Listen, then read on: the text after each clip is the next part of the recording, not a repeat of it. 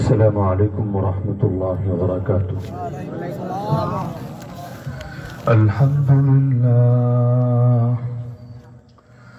الحمد لله وحده وكفى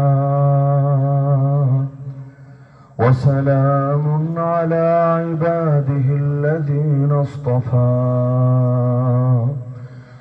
أما بعد فأعوذ بالله من الشيطان الرجيم بسم الله الرحمن الرحيم قد أفلح المؤمنون الذين هم في صلاتهم خاشعون وقال تعالى فويل للمصلين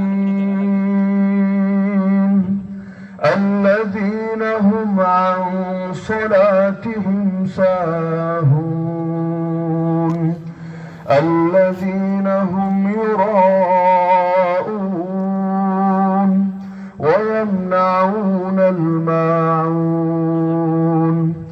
وقال النبي صلى الله تعالى عليه وسلم أقرب ما يكون العبد من ربه وهو ساجد آمنت بالله صدق الله العلي العظيم وبلغنا رسوله النبي الكريم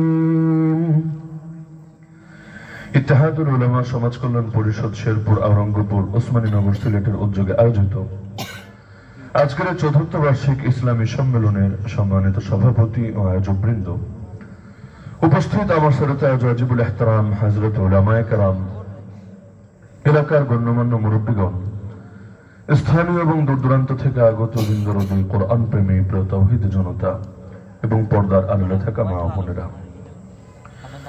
খুতবার মধ্যে প্রথমে কোরআন মাজিদের 18 নম্বর পরে সূরা মুমিনুনের প্রথম দুটো আয়াত তেলাওয়াত করেছি। এরপর সূরা মাউন 30 নম্বর পড়ার প্রসিদ্ধ সূরা, অনেকেরই হয়তো মুখস্থ আছে।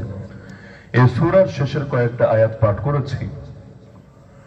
রব্বুল আলামিন এই সূরা মুমিনুনের প্রথম দুই আয়াতে জানাচ্ছেন সফল হয়ে গেছে ওই সমস্ত মুমিনরা যারা নিজেদের নামাজে থাকে একাগ্রচিত্ত, খুশুর সঙ্গে যারা নামাজ আদায় করে তারা কামিয়াব হয়ে গেছে।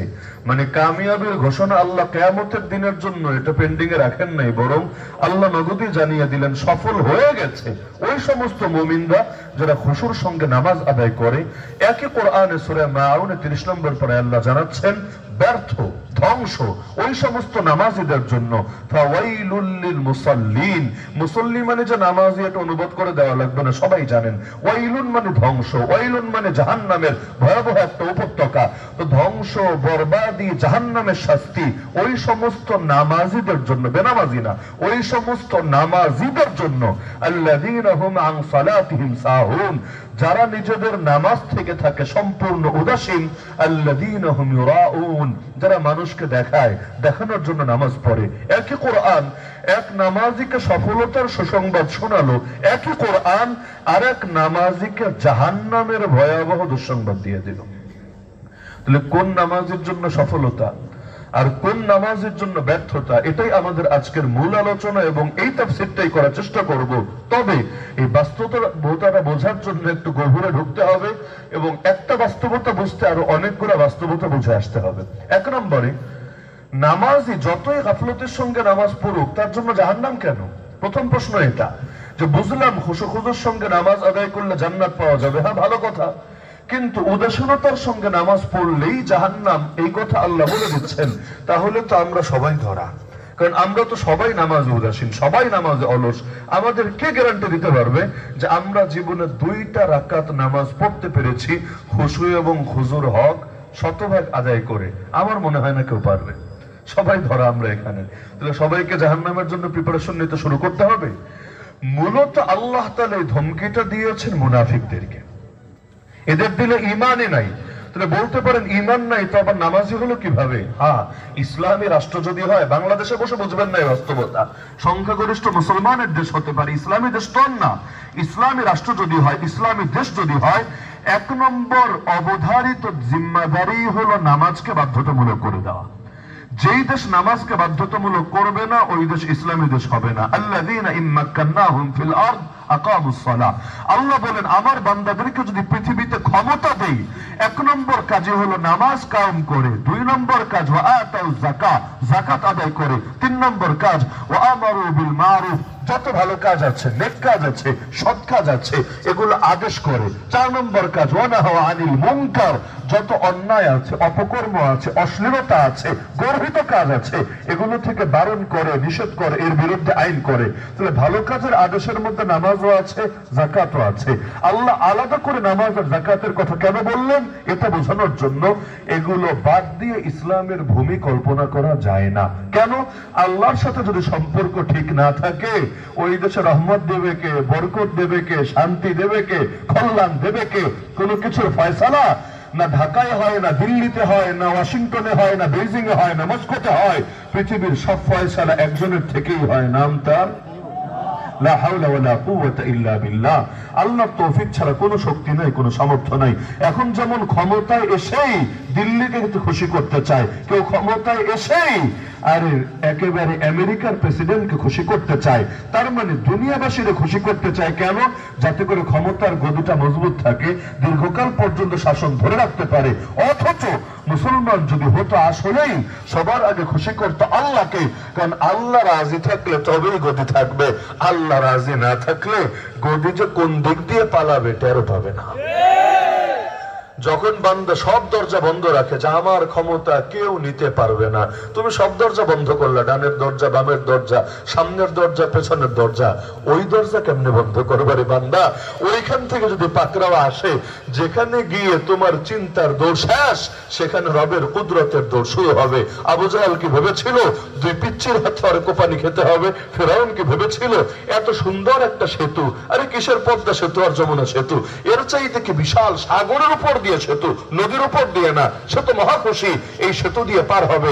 পাগলের একবার মাথায় আসে নাই এই সেতুতে আমিও বানাই নাই, আমার কর্মচারীও বানায় নাই, চায়নাও বানিয়ে দিয়ে যায় নাই। এই সেতু তো গায়বে সেতু, আর গায়বে সেতু তো গায়বে সাহায্যপ্রাপ্ত বান্দার জন্য, ওর মতো পাপিষ্ঠের জন্য না। কিন্তু এটাও মাথায় আসে নাই, কারণ পতন যখন ঘনিয়ে আসে, সূক্ষ্ম সূক্ষ্ম ব্যাপারেও মানুষ ভুল করে। আরে পাগলিটা যদি জানতো এক রাজাকার শব্দের পরিণতি কি হবে, তাহলে গানে দুনিয়াতে কতই তো আছে, রাজাকার শব্দ বলে কি আর এত বড় ক্ষতি ডেকে আনতো নিজের জন্য?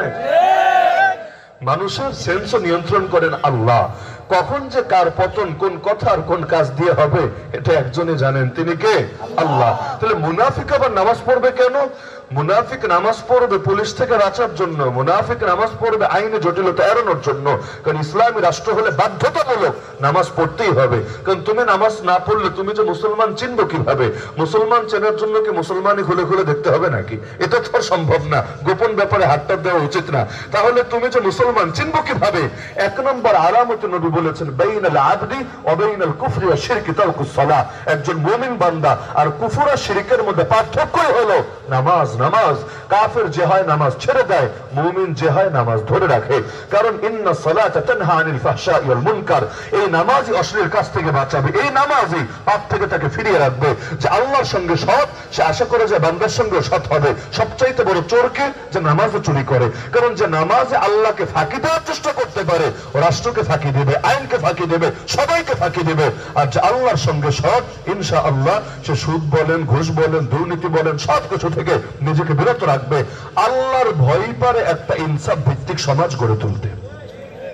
পুলিশ মারলে সমাজে ইনসাফ আসবে না, হামলা মামলা বেশি করলে সমাজে ইনসাফ আসবে না। সমাজে ইনসাফ আসবে দিল তৈরি হলে। দিল আর দিল তৈরি হয় যদি বান্দার দিলে আল্লাহর ভয় থাকে। তাহলে মুনাফিকও সে নামাজ পড়ে, তবে নামাজটা তো দিল থেকে পড়ে না, কারণ তার দিলে তো আল্লাহ নাই। আল্লাহর জন্য নামাজ পড়বে কিভাবে? তাহলে সে নামাজ পড়ে অলস ভঙ্গিতে। ওয়া ইযা কামু ইলা সালাতি কামু কুসালা, সে নামাজ পড়ে উদাসীন ভাবে। আল্লাযীনা হুম আন সালাতিহিম সাহুন, সে নামাজ পড়ে মানুষকে দেখানোর জন্য। আল্লাযীনা হুম ইউরাউন, তো যেহেতু মানুষকে দেখানোর জন্য পড়ে, সুতরাং এই নামাজ পড়ে লাভ নাই তার, বরং সে জাহান্নামে যাবে। নামাজ তো কাদিয়ানিও পড়ে, নামাজ তো হিজবুত তাওহীদও পড়ে, নামাজ তো আহলে কোরআনও পড়ে। তো তোর দিলে যদি ঈমান না থাকে, তোর নামাজ তোকে বাঁচাবে না জাহান্নাম থেকে। কারণ গাছের যদি শিকড় কাটা থাকে, উপর দিয়ে পানি ঢাললে কি হবে? আরে সংখ্যা যদি না থাকে, শূন্য 1 লাখ শূন্য যদি বসানো হয়, এর দাম কি হবে? সংখ্যা যদি থাকে, এর ডানে যদি শূন্য বসানো হয়, এটার দাম আছে। সংখ্যা কিছুই নাই, খালি শূন্য আর শূন্য আর শূন্য, কি লাভ হবে? আমল হলো 0, ঈমান হলো সংখ্যা। তো সংখ্যা যদি থাকে, সঙ্গে আমল একটা অ্যাড হলে 10, সর্বনিম্ন 10। যদি আমল আরো অ্যাড হয়, যত হতে থাকবে তত তার মর্যাদা বাড়বে। ঈমান নাই, তার কিছুই নাই। তাহলে মুনাফিকরা নামাজ পড়ে ঠেকা থেকে, মানে বাধ্যতামূলক থাকে ইসলামী রাষ্ট্রে, এখনো আছে, মিডল ইস্টে গেলেও দেখবেন, যদিও ইসলাম পুরোপুরি নাই সেখানে, তো নামাজের লাইনে কড়াকড়িটা আছে থাকার কারণে আজান হলেই শাটল লাগিয়ে দিচ্ছে, আজান হলেই সবাই মসজিদে ছুটে আসছে। এই যে বাজার মসজিদ গুলোতে যে সমস্ত ব্যবসায়ীরা নামাজ জামাত চলাকালেও দোকান বন্ধ করে না, ওদের বিরুদ্ধে সামাজিক প্রতিরোধ গড়ে তোলা উচিত। আরে ভাই, নামাজ পড়লা কি পড়লা না, তার চাইতে বড় বিষয় এই যে জামাতের প্রতি সম্মান প্রদর্শন করতে পারলা না, শ্রদ্ধা প্রদর্শন করতে পারলা না। তোমার তো মুসলিম পরিচয় দিতে লজ্জা হওয়া উচিত। আরে 5 মিনিট ব্যবসা না করলে কি ক্ষতি হবে? কয়টা কাস্টমার ছুটবে? রিজিকটা আল্লাহর হাতে। মসজিদে ঢোকো আল্লাহর নাম নিয়ে, আল্লাহুম্মা ইফতাহলি আবওয়াব রাহমাতিক, হে আল্লাহ আমার জন্য রহমতের সব কয়টা দরজা খুলে দেন। আবার বের হবে আল্লাহর নাম নিয়ে, আল্লাহুম্মা ইন্নী আসআলুকা মিন ফাদলিক, হে আল্লাহ তোমার কাছে রিজিক চাই। রিজিক এখানে ফজল মানে হলো রিজিক। হে আল্লাহ তোমার কাছে রিজিক চাই। ঢুকলেন রহমতের দোয়া করে, বের হলেন রিজিক চেয়ে। মানে বুঝতে পারছেন বিষয় কি হয়েছে? ঢোকার সময় রহমত চেয়ে ঢুকে আল্লাহকে সন্তুষ্ট করে, বের হওয়ার সময় রিজিকের ফয়সালা কবুল করিয়ে বের হলেন। এবার আপনার বরকত কে ঠেকাবে? আর যে নামাজ পড়েন ও রিজিক আসবে থেকে? আল্লাহ যদি রিজিকের দরজা বন্ধ করেন, যতই দোকানদারি করুক রিজিক আসবে না, মাস শেষে পেরেশানিতে ভুগতেই থাকবে। এজন্য সামাজিক উদ্যোগ নেন। জামাত চলাকালে একটা মুসলমানের দোকানও খোলা থাকতে পারবে না। রমজান মাসে যেমন, ভাই তুই রোজা না রাখলে নাই, কিন্তু তুই প্রকাশ্যে খাবি রোজাদারদের সামনে, হোটেল খুলে তুই ব্যবসা করবি, রোজাদারদের দিলে কষ্ট দিবি, এটা কোনো মুসলিম সমাজের নিদর্শন হতে পারে না। পাপ করবা এটা যেমন অন্যায়, কিন্তু এই পাপকে তুমি একটা এস্টাবলিশ করে ফেলবো এবং অন্যদের জন্য লজ্জার কারণ হবে, এটা তার চাইতে আরো বড় অন্যায়। ব্যবসায়ীরা উদ্যোগ নেন যে নামাজের টাইমে সব দোকানে শাটার লাগাতে হবেই হবে। দেখবেন আপনাদের এই উদ্যোগ ইনশাআল্লাহ এই বাজারকে আরো বরকতময় বানিয়ে তুলবে ইনশাআল্লাহ। তাহলে মুসলমান নামাজ পড়বে কিভাবে? খুশুর সঙ্গে, কারণ তার দিলে আল্লাহ থাকবে, সে মসজিদে গিয়ে দাঁড়াবে আল্লাহর সামনে। কিন্তু খুশুটা আসবে কিভাবে? এটা হলো মূল বোঝার বিষয়। দিলে খুশু আসবে কিভাবে? একটা বাস্তবতা মাথায় বসিয়ে নেন, খুশুর সম্পর্ক শুধু নামাজের সাথে না, খুশুর সম্পর্ক মুসলমানের জীবনের প্রতিটা কাজের সাথে। খুশু মানে কি বিনয়, খুশু মানে অঙ্গ প্রত্যঙ্গকে আল্লাহর জন্য বিনীত করা। এর সম্পর্ক শুধু নামাজের সাথে না, এর সম্পর্ক আমাদের দৈনন্দিন সবগুলো কাজের সাথে। আমরা যখন মসজিদে ইকামত শুরু করি, যদি একটা ভুল করি আমরা সমাজে, আমরা আগেই মানুষকে দাঁড় করাই, ভাই সবাই দাঁড়াই, কাতার সোজা করি, তারপর আমরা ইকামত শুরু করি, আল্লাহু আকবার আল্লাহু আকবার। এটা একটা সুন্নাহর বিপরীত তরিকা, খেলাফে সুন্নাত কাজ। বেদাত বলবো না আমি, বেদাত না, তবে এটা খেলাফে সুন্নাত কাজ, খেলাফে সুন্নাত কাজ। কেন? ইকামত শব্দের অর্থ হলো দাঁড় করানো। যে কেউ যারা আরবি বোঝেন ডিকশনারি ঘাটেন আজকে বাসায় গিয়ে, ইকামত শব্দের অর্থ কি? দাঁড় করানো। দাঁড় কাকে করায়? যে দাঁড়িয়ে আছে তাকে, না যে বসে আছে তাকে? এই যে ভাইরা তো দাঁড়িয়ে আছে, আমি যদি বলি তাদের জন্য ইকামত করছি, মানে এটা কি? ওরা তো দাঁড়ানোই, ওদেরকে আবার কি দাঁড় করাবো? কিন্তু আপনাদের জন্য ইকামত মানে আপনারা বসে আছেন, আপনারা দাঁড়িয়ে যাবেন। তাহলে আগ থেকেই যদি দাঁড় করাই, সবাই দাঁড়াই, কাতার সোজা করি, ইকামতের কি দরকার আছে? আল্লাহু আকবার বলে নামাজ শুরু করে দিলে চলে। ইকামতের মূল বিষয়ই হলো কাতার সোজা করা, সবাই দাঁড়িয়ে যাওয়া। তো এই কাজ যদি আলাদা কথা দিয়ে করতে হয়, ইকামতের সার্থকতা থাকে না। এজন্য আরবি দিয়েই করবো। হ্যাঁ বলবেন আরবি বোঝে না, হ্যাঁ যতই না বুঝুক, কিন্তু এটা বুঝে। হাইয়া আলাল সালাহ বলছে, হাইয়া আলাল ফালাহ বলছে, কদ কামাতিস সালাহ, নামাজ দাঁড়িয়ে গেছে বলছে, এরপর আর কেউ বসে থাকতে পারে না। সুতরাং ইকামতের আগে আলাদা মাইকিং করা বাদ দেন, এটা নিয়ম না, এটা সুন্নাতের খেলাফ। আর যদি দেখেন কাতারে বাঁকা আছে, তো নবী সাহাবীদের আমল ছিল ইকামত দেওয়ার পরেও নামাজ শুরু করার আগে বাঁকা দেখলে সাওয়ু সুফুফাকুম। সৌদি আরব যান, মসজিদে হারামে দেখবেন ইকামতের পরে সাওয়ু সুফুফাকুম ফাইন্না তাসওয়িয়াতাস সুফুফি মিন ইকামাতিস সালাহ। এই হাদিসটা তারা শুনিয়ে দেয়, কাতার সোজা করো। কাতার সোজা করা নামাজ কায়েমের গুরুত্বপূর্ণ অংশ। তাহলে ইকামতের আগে আলাদা বলা উচিত না, ইকামত দিয়ে শুরু হবে। তাহলে এই যে খুশুর সম্পর্ক এক ক্ষেত্রে না, বহু ক্ষেত্রে। মনে করেন যখন আমরা ইকামত দিই, প্রতিটা মসজিদে কিছু মানুষ কাপড়টা মানে প্যান্টটা টাকনুর উপরে ওঠানো শুরু করে, নাকি হয় না? আওরঙ্গপুরে হয় না? হয়। তার মানে সারাদিন প্যান্ট টাকনুর নিচেই থাকে, আর যখন ইকামত হয় তখন টাকনুর উপরে তোলে। তারা ভাবে এটা নামাজের অংশ, নামাজের মধ্যে টাকনুর উপরে প্যান্ট রাখতে হয়। আচ্ছা, নামাজের মধ্যে টাকনুর নিচে প্যান্ট ঝুললে কবিরা গুনাহ হয়, আর বাকি টাইমে টাকনুর নিচে যদি ঝুলে থাকে তাহলে সওয়াব হয়, তাই না? নাকি তাহলে কবিরা গুনাহ হয়? নবী বলেছেন মা আসফালা মিনাল কাবাইনি মিনাল ইজারি ফিন্নার। টাকনুর নিচে যে জায়গাগুলো আপনার উপরের কাপড় দিয়ে ঢাকা থাকবে ওটাকে আল্লাহ জাহান্নামে ফেলবে। কিভাবে জাহান্নামে ফেলবে? যে আপনার টাকনুর উপরে পুরোটা জান্নাতে ঢুকিয়ে দিবে আর বাকিটা কেটে নিয়ে জাহান্নামে ফেলবে, এটা সম্ভব না। কাটাকাটি যদি করে, আপনার ঠ্যাং দুটো কেটে জাহান্নামে ফেলা হলো আর আপনাকে জান্নাতে ঢুকিয়ে দেওয়া হলো, কি করবেন জান্নাতে গিয়ে? আপনাকে শুয়ে থাকবেন নাকি? আল্লাহ তাআলা যদি একাংশ জাহান্নামে ফেলে বাকি অংশ জাহান্নামে যেতে হবে। আর যদি জান্নাতে যেতে চান পুরো দেহকে জাহান্নাম থেকে বাঁচাতে হবে। তাহলে জান্নাতে যেতে চাইলে পুরুষ মানুষকে টাকনুর উপরে সর্বদা কাপড় পরতে হবে। কিন্তু এখানে যারা যারা প্যান্ট পরে, প্রায় দেখবেন সকলের প্যান্ট বানাই এমন ভাবে এটা টাকনুর নিচে ঝুলবেই ঝুলবে, সিস্টেমটাই এমন। হ্যাঁ, যদি উপরে রাখতে হয় ভাঁজ করে কষ্ট করে রাখতে হবে, কিন্তু মাপ দেওয়ার সময় দিবে টাকনুর উপর পর্যন্ত না টাকনুর নিচ পর্যন্ত। হ্যাঁ, মেয়ে মানুষ হলে মাপ দিবে টাকনুর উপর পর্যন্ত। ছেলের আমল মেয়ে করবে, মেয়ের আমল ছেলে করবে। ছেলে পরবে ঢিলা ঢালা পোশাক, মেয়ে পরবে টাইট ফিট পোশাক। ছেলে পরবে অনেকগুলো পোশাক, ভেতরে গেঞ্জি, তার উপরে শার্ট, তার উপরে ব্লেজার, এখান দিয়ে আবার টাই, পারলে আরো কিছু। যত পোশাক বাড়বে তত স্মার্ট, তত ফ্যাশন সচেতন, তত উন্নত। আর মেয়ে হলে কাপড় যত কমবে, শীতকালে তো একটু ঝামেলায় থাকে, কমাতে চাইলেও কমাতে পারে না, ঠান্ডা লাগে। বাকি সারা বছর কাপড় যত কমাবে তত স্মার্ট। মানে ছেলের আমল মেয়েকে দিয়েছে, মেয়ের আমল ছেলেকে দিয়েছে। যেমন রাষ্ট্র পরিচালনা দেখেন না, সব জায়গায় অদল বদল হচ্ছে।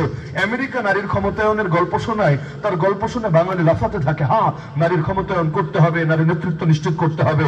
দেখো বাংলাদেশ কত কিউট একটা মুসলিম দেশ, প্রধানমন্ত্রীও নারী, বিরোধী দলীয় নেত্রীও নারী, সংসদের স্পিকারও নারী। আগে বলতো আর কি, খালি জাতীয় মসজিদের খতিবপদটা বাকি।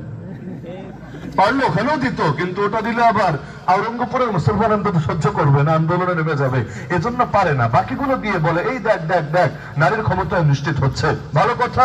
কিন্তু যে আমেরিকার থেকে এটা শিখলা, ওই আমেরিকা নারীর ক্ষমতায়ন দেয় না কেন?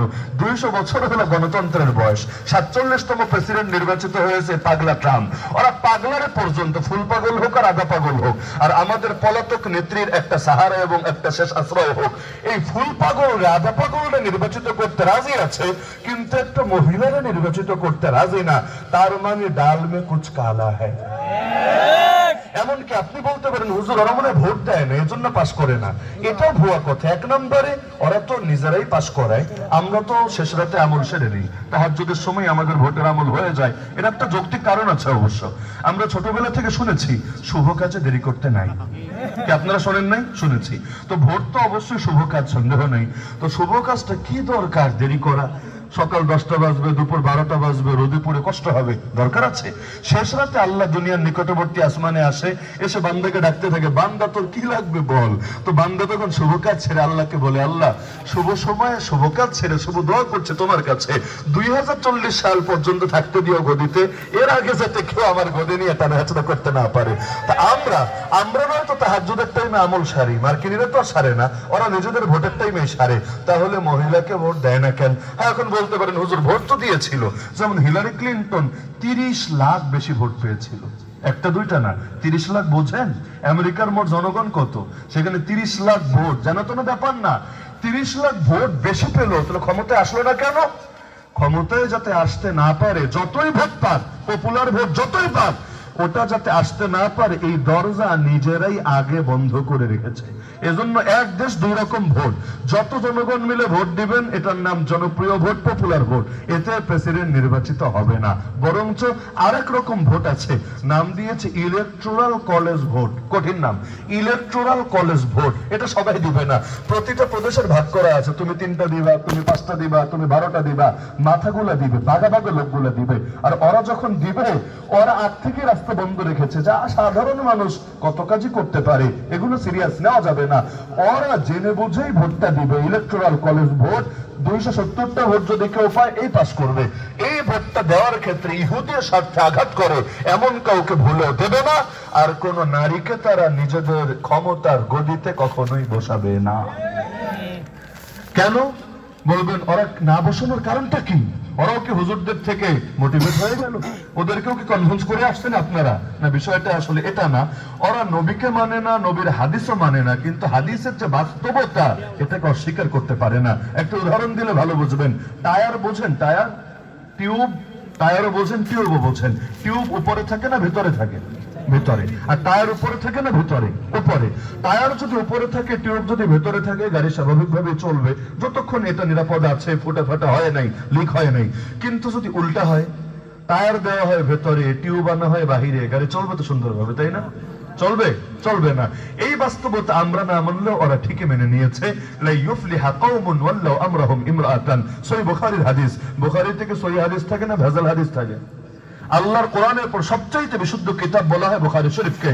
বুখারী শরীফকে আসাহুল কুতুব বাদা কিতাবিল্লাহ। বুখারীতে হাদিস আছে, নবী বলেছেন ওই জাতি কোনোদিনও সফল হতে পারে না যারা কোন নারীর হাতে নিজেদের রাষ্ট্র ক্ষমতা তুলে দিয়েছে। আমি বলি নাই, কে বলেছেন?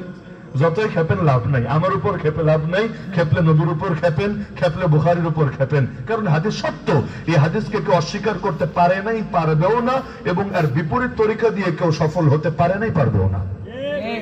তাহলে সারা দুনিয়ার মূলা দেখে নিজে মূলা খায় না। আর মানেটা কি? মূলার যদি এত ফজিলত থাকে তুই খাবেটা, কিন্তু সারা দুনিয়ারে খাওয়াবে, নিজে খাবে না। এখান থেকে বোঝা যাবে দুনিয়ার এই কাফের গুলো ভণ্ড ছাড়া কিচ্ছু না। ওরা বোঝাতে চায় যে ওরা মাজলুমের পক্ষে আছে। রাশিয়া ইউক্রেনে হামলা চালালে ইউক্রেনের পাশে দাঁড়ায়, ইউক্রেন মাজলুম, ইউক্রেন ভিকটিম, ইউক্রেন অসহায়। কিন্তু ইসরায়েল ফিলিস্তিনে হামলা চালালে তখন ফিলিস্তিনিদের পাশে দাঁড়ায় না, তখন উল্টো ইসরায়েলের পাশে দাঁড়ায়। এখান থেকে বোঝা যায় আসলে ওরা মাজলুমের পক্ষে না, ওরা নিজেদের শয়তানের পক্ষে আর মুসলমানের বিপক্ষে। সংখ্যালঘুদের অধিকার নিয়ে বয়ান শোনায় যে বাংলাদেশে সংখ্যালঘুরা নির্যাতিত হচ্ছে, সংখ্যালঘুদের ঘর পোড়ানো হচ্ছে। কত মায়া, কত দয়া, কত প্রেম, কত ভালোবাসা। আরে বাংলাদেশের সংখ্যালঘু নিয়ে কথা বলার নৈতিক কোন অধিকার তো আছে? তো নিজের দেশে সংখ্যালঘুদের দিকে একবার তাকা। ইন্ডিয়ার বুকে সংখ্যালঘু তথা মুসলমানরা যেই পরিমাণ মাজলুম, পৃথিবীর খুব কম দেশেই তার সংখ্যালঘুর এই পরিমাণ মাজলুম। দাবি করে গণতান্ত্রিক দেশ, দাবি করে সেকুলার দেশ, দাবি করে সমানাধিকারের দেশ, এটারও সমানাধিকার বলে। মুসলমানের দাম তো গরুর চাইতেও কমিয়ে দিয়েছে। গোরক্ষার নামে মুসলমানকে জবাই করে ফেলে। বল জয় শ্রীরাম বল, এই জয় শ্রীরাম স্লোগানকে এত দামি বানিয়েছে, মুসলমানকে বলতে বাধ্য করে, যদি না বলে পিটিয়ে মেরে ফেলে। 6 বছরের মেয়ে ছিল আসিফা, তাকে পর্যন্ত মন্দিরে আটকে রেপ করে, গণধর্ষণ করে করে মেরে ফেলেছে। এমনকি তার মাথাটাকে পর্যন্ত পাথর দিয়ে থেতলে দিয়েছে। আবার পুরো বছর জুড়ে যতগুলো পর্ন সাইট আছে সবচাইতে বেশি এটা লিখে সার্চ করেছে কিভাবে আসিফাকে রেপ করা হয়েছে, এটা দেখতে চায়। এটা দেখে নিজেদের কুচাকুটা মিটাতে চায়। একটা জাতি কতটা নিকৃষ্ট হলে এতটা নিচে নেমে আসতে পারে। ওরা সংখ্যালঘু নিয়ে বয়ান দেয়, আরে কাশ্মীরে টাকা, আসামে টাকা, অযোধ্যায় টাকা, দিল্লিতে টাকা, সাহারানপুরে টাকা। আরে বাবরি মসজিদ ভেঙে রাম মন্দির বানানো হলো, এটার দিকে টাকা। যেই দেশে মুসলমান এত বেশি মাজলুম, স্বাধীনভাবে কথা বলতে পারে না, স্বাধীনভাবে পথ চলতে পারে না। আরে মেয়েরা হিজাব পরবে, নিকাব বাদ দেন, হিজাব হিজাব পরে কলেজে যাবে, ভার্সিটিতে যাবে, এটা পর্যন্ত সহ্য করে না। মাথা থেকে হিজাব কেড়ে নিতে চায়। ওই মুস্কানের তাকবীর কে না দেখেছে? মুস্কান একটা কিশোরী মেয়ে, তার ভার্সিটিতে ঢুকবে, দিবে না তাকে হিজাব নিয়ে ঢুকতে। তার সামনে জয় শ্রীরাম স্লোগান শুরু করেছে। আল্লাহর বান্দিকে আল্লাহ ঈমান দিয়েছে, ঈমান তার সাথে কেউ নাই, একটা মুসলিম যুবকও নাই। কিন্তু একটা কিশোরী নারী নিজের জান, নিজের ইজ্জত কোনো কিছুর পরোয়া না করে ওদের সামনে প্রকাশ্যে বলতে শুরু করেছে, আল্লাহু আকবার, আল্লাহু আকবার, আল্লাহু আকবার। তাহলে মুসলমানকে যারা এত পরিমাণ জুলুম করে তারা আমাদেরকে সবক শেখায় সংখ্যালঘুর অধিকার কিভাবে রক্ষা করতে হবে। আহা, চালুনি যদি সুইকে বলে, সুই তোর পেছনে ছিদ্র কেন? কেমন হাস্যকর ব্যাপার। সুইয়ের পেছনে ছিদ্র আছে সত্য, মাত্র একটা ছিদ্র, আর চালুনির পুরো গায়ে ছিদ্র। আর নিজের ছিদ্রের দিকে তাকায় না, আরেকজনের ছিদ্র নিয়ে পড়ে থাকে। এটা যদি হাস্যকর ব্যাপার না হয়, তাহলে হাস্যকর ব্যাপার দুনিয়াতে কোনটা হবে? এই ইন্ডিয়া কোন অধিকারই রাখে না বাংলাদেশ নিয়ে কথা বলা। আমরা তো জবাব দিতে দিতে শেষ, পাল্টা প্রশ্ন ছড়বো কবে? আমাদেরকে গালি দেবে জঙ্গি, আমরা বলবো না না না না, আমরা জঙ্গি না, আমরা ভালো মানুষ, দেখো আমরা কত সুশীল, কত প্রগতিশীল, কত আধুনিক মনস্ক, হ্যাং ত্যাং। ওদের প্রশ্ন ওদের দিকে ছড়ে দেন না। আরে জঙ্গি কারা বলে? তোরা না শিখিয়েছিস ধর্মের নামে যে সন্ত্রাস করে তারা জঙ্গি বলে? তোরা বিজেপির লোকেরা, আরএসএস এর লোকেরা, আর তোদের চামচা স্কুলের এই দালালরা, এরা তো ধর্মের নামেই সন্ত্রাস ছড়িয়েছে, কোনো সন্দেহ নাই। ধর্মের নামেই মানুষ মেরেছে, ধর্মের নামে রেপ করেছে। বাংলাদেশের 68,000 মেয়ে, গত 2-2.5 মাস আগে পত্রিকা এসেছে, বাংলাদেশের 68,000 মেয়ে ভারতের বিভিন্ন পতিতালয়ে পাচার হয়ে গিয়েছে। বেশিরভাগ প্রেমের ফাঁদে, এই প্রেমের ফাঁদে ফেলে কত নারীকে যে হত্যা করলো, কত নারীকে ধর্ষণ করলো, কত নারীকে গর্ভবতী বানিয়ে পালালো, আর কতজনকে ধরে ধরে বর্ডারের ওপারে পাচার করলো। এগুলোর বিচার কবে হবে, কোথায় হবে? এই যে মধুখালীর পঞ্চপল্লীতে শ্রমিকদেরকে পিটিয়ে মেরেছিল সবাই জানেন, যার মধ্যে 30 পারার হাফেজে কোরআন আছে। ওই যে পঞ্চপল্লীতে পিটিয়ে মেরেছিল, এর বিচার হয়েছে?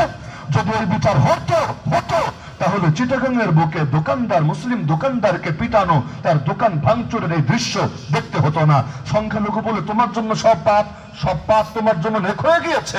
আরে মুসলমান, কত মুসলমানের ঘর পোড়ানো হয়েছে গত 3 মাসে, হয় নাই? আমি আমার নিজের চোখে কয়েক ডজন ঘর দেখেছি।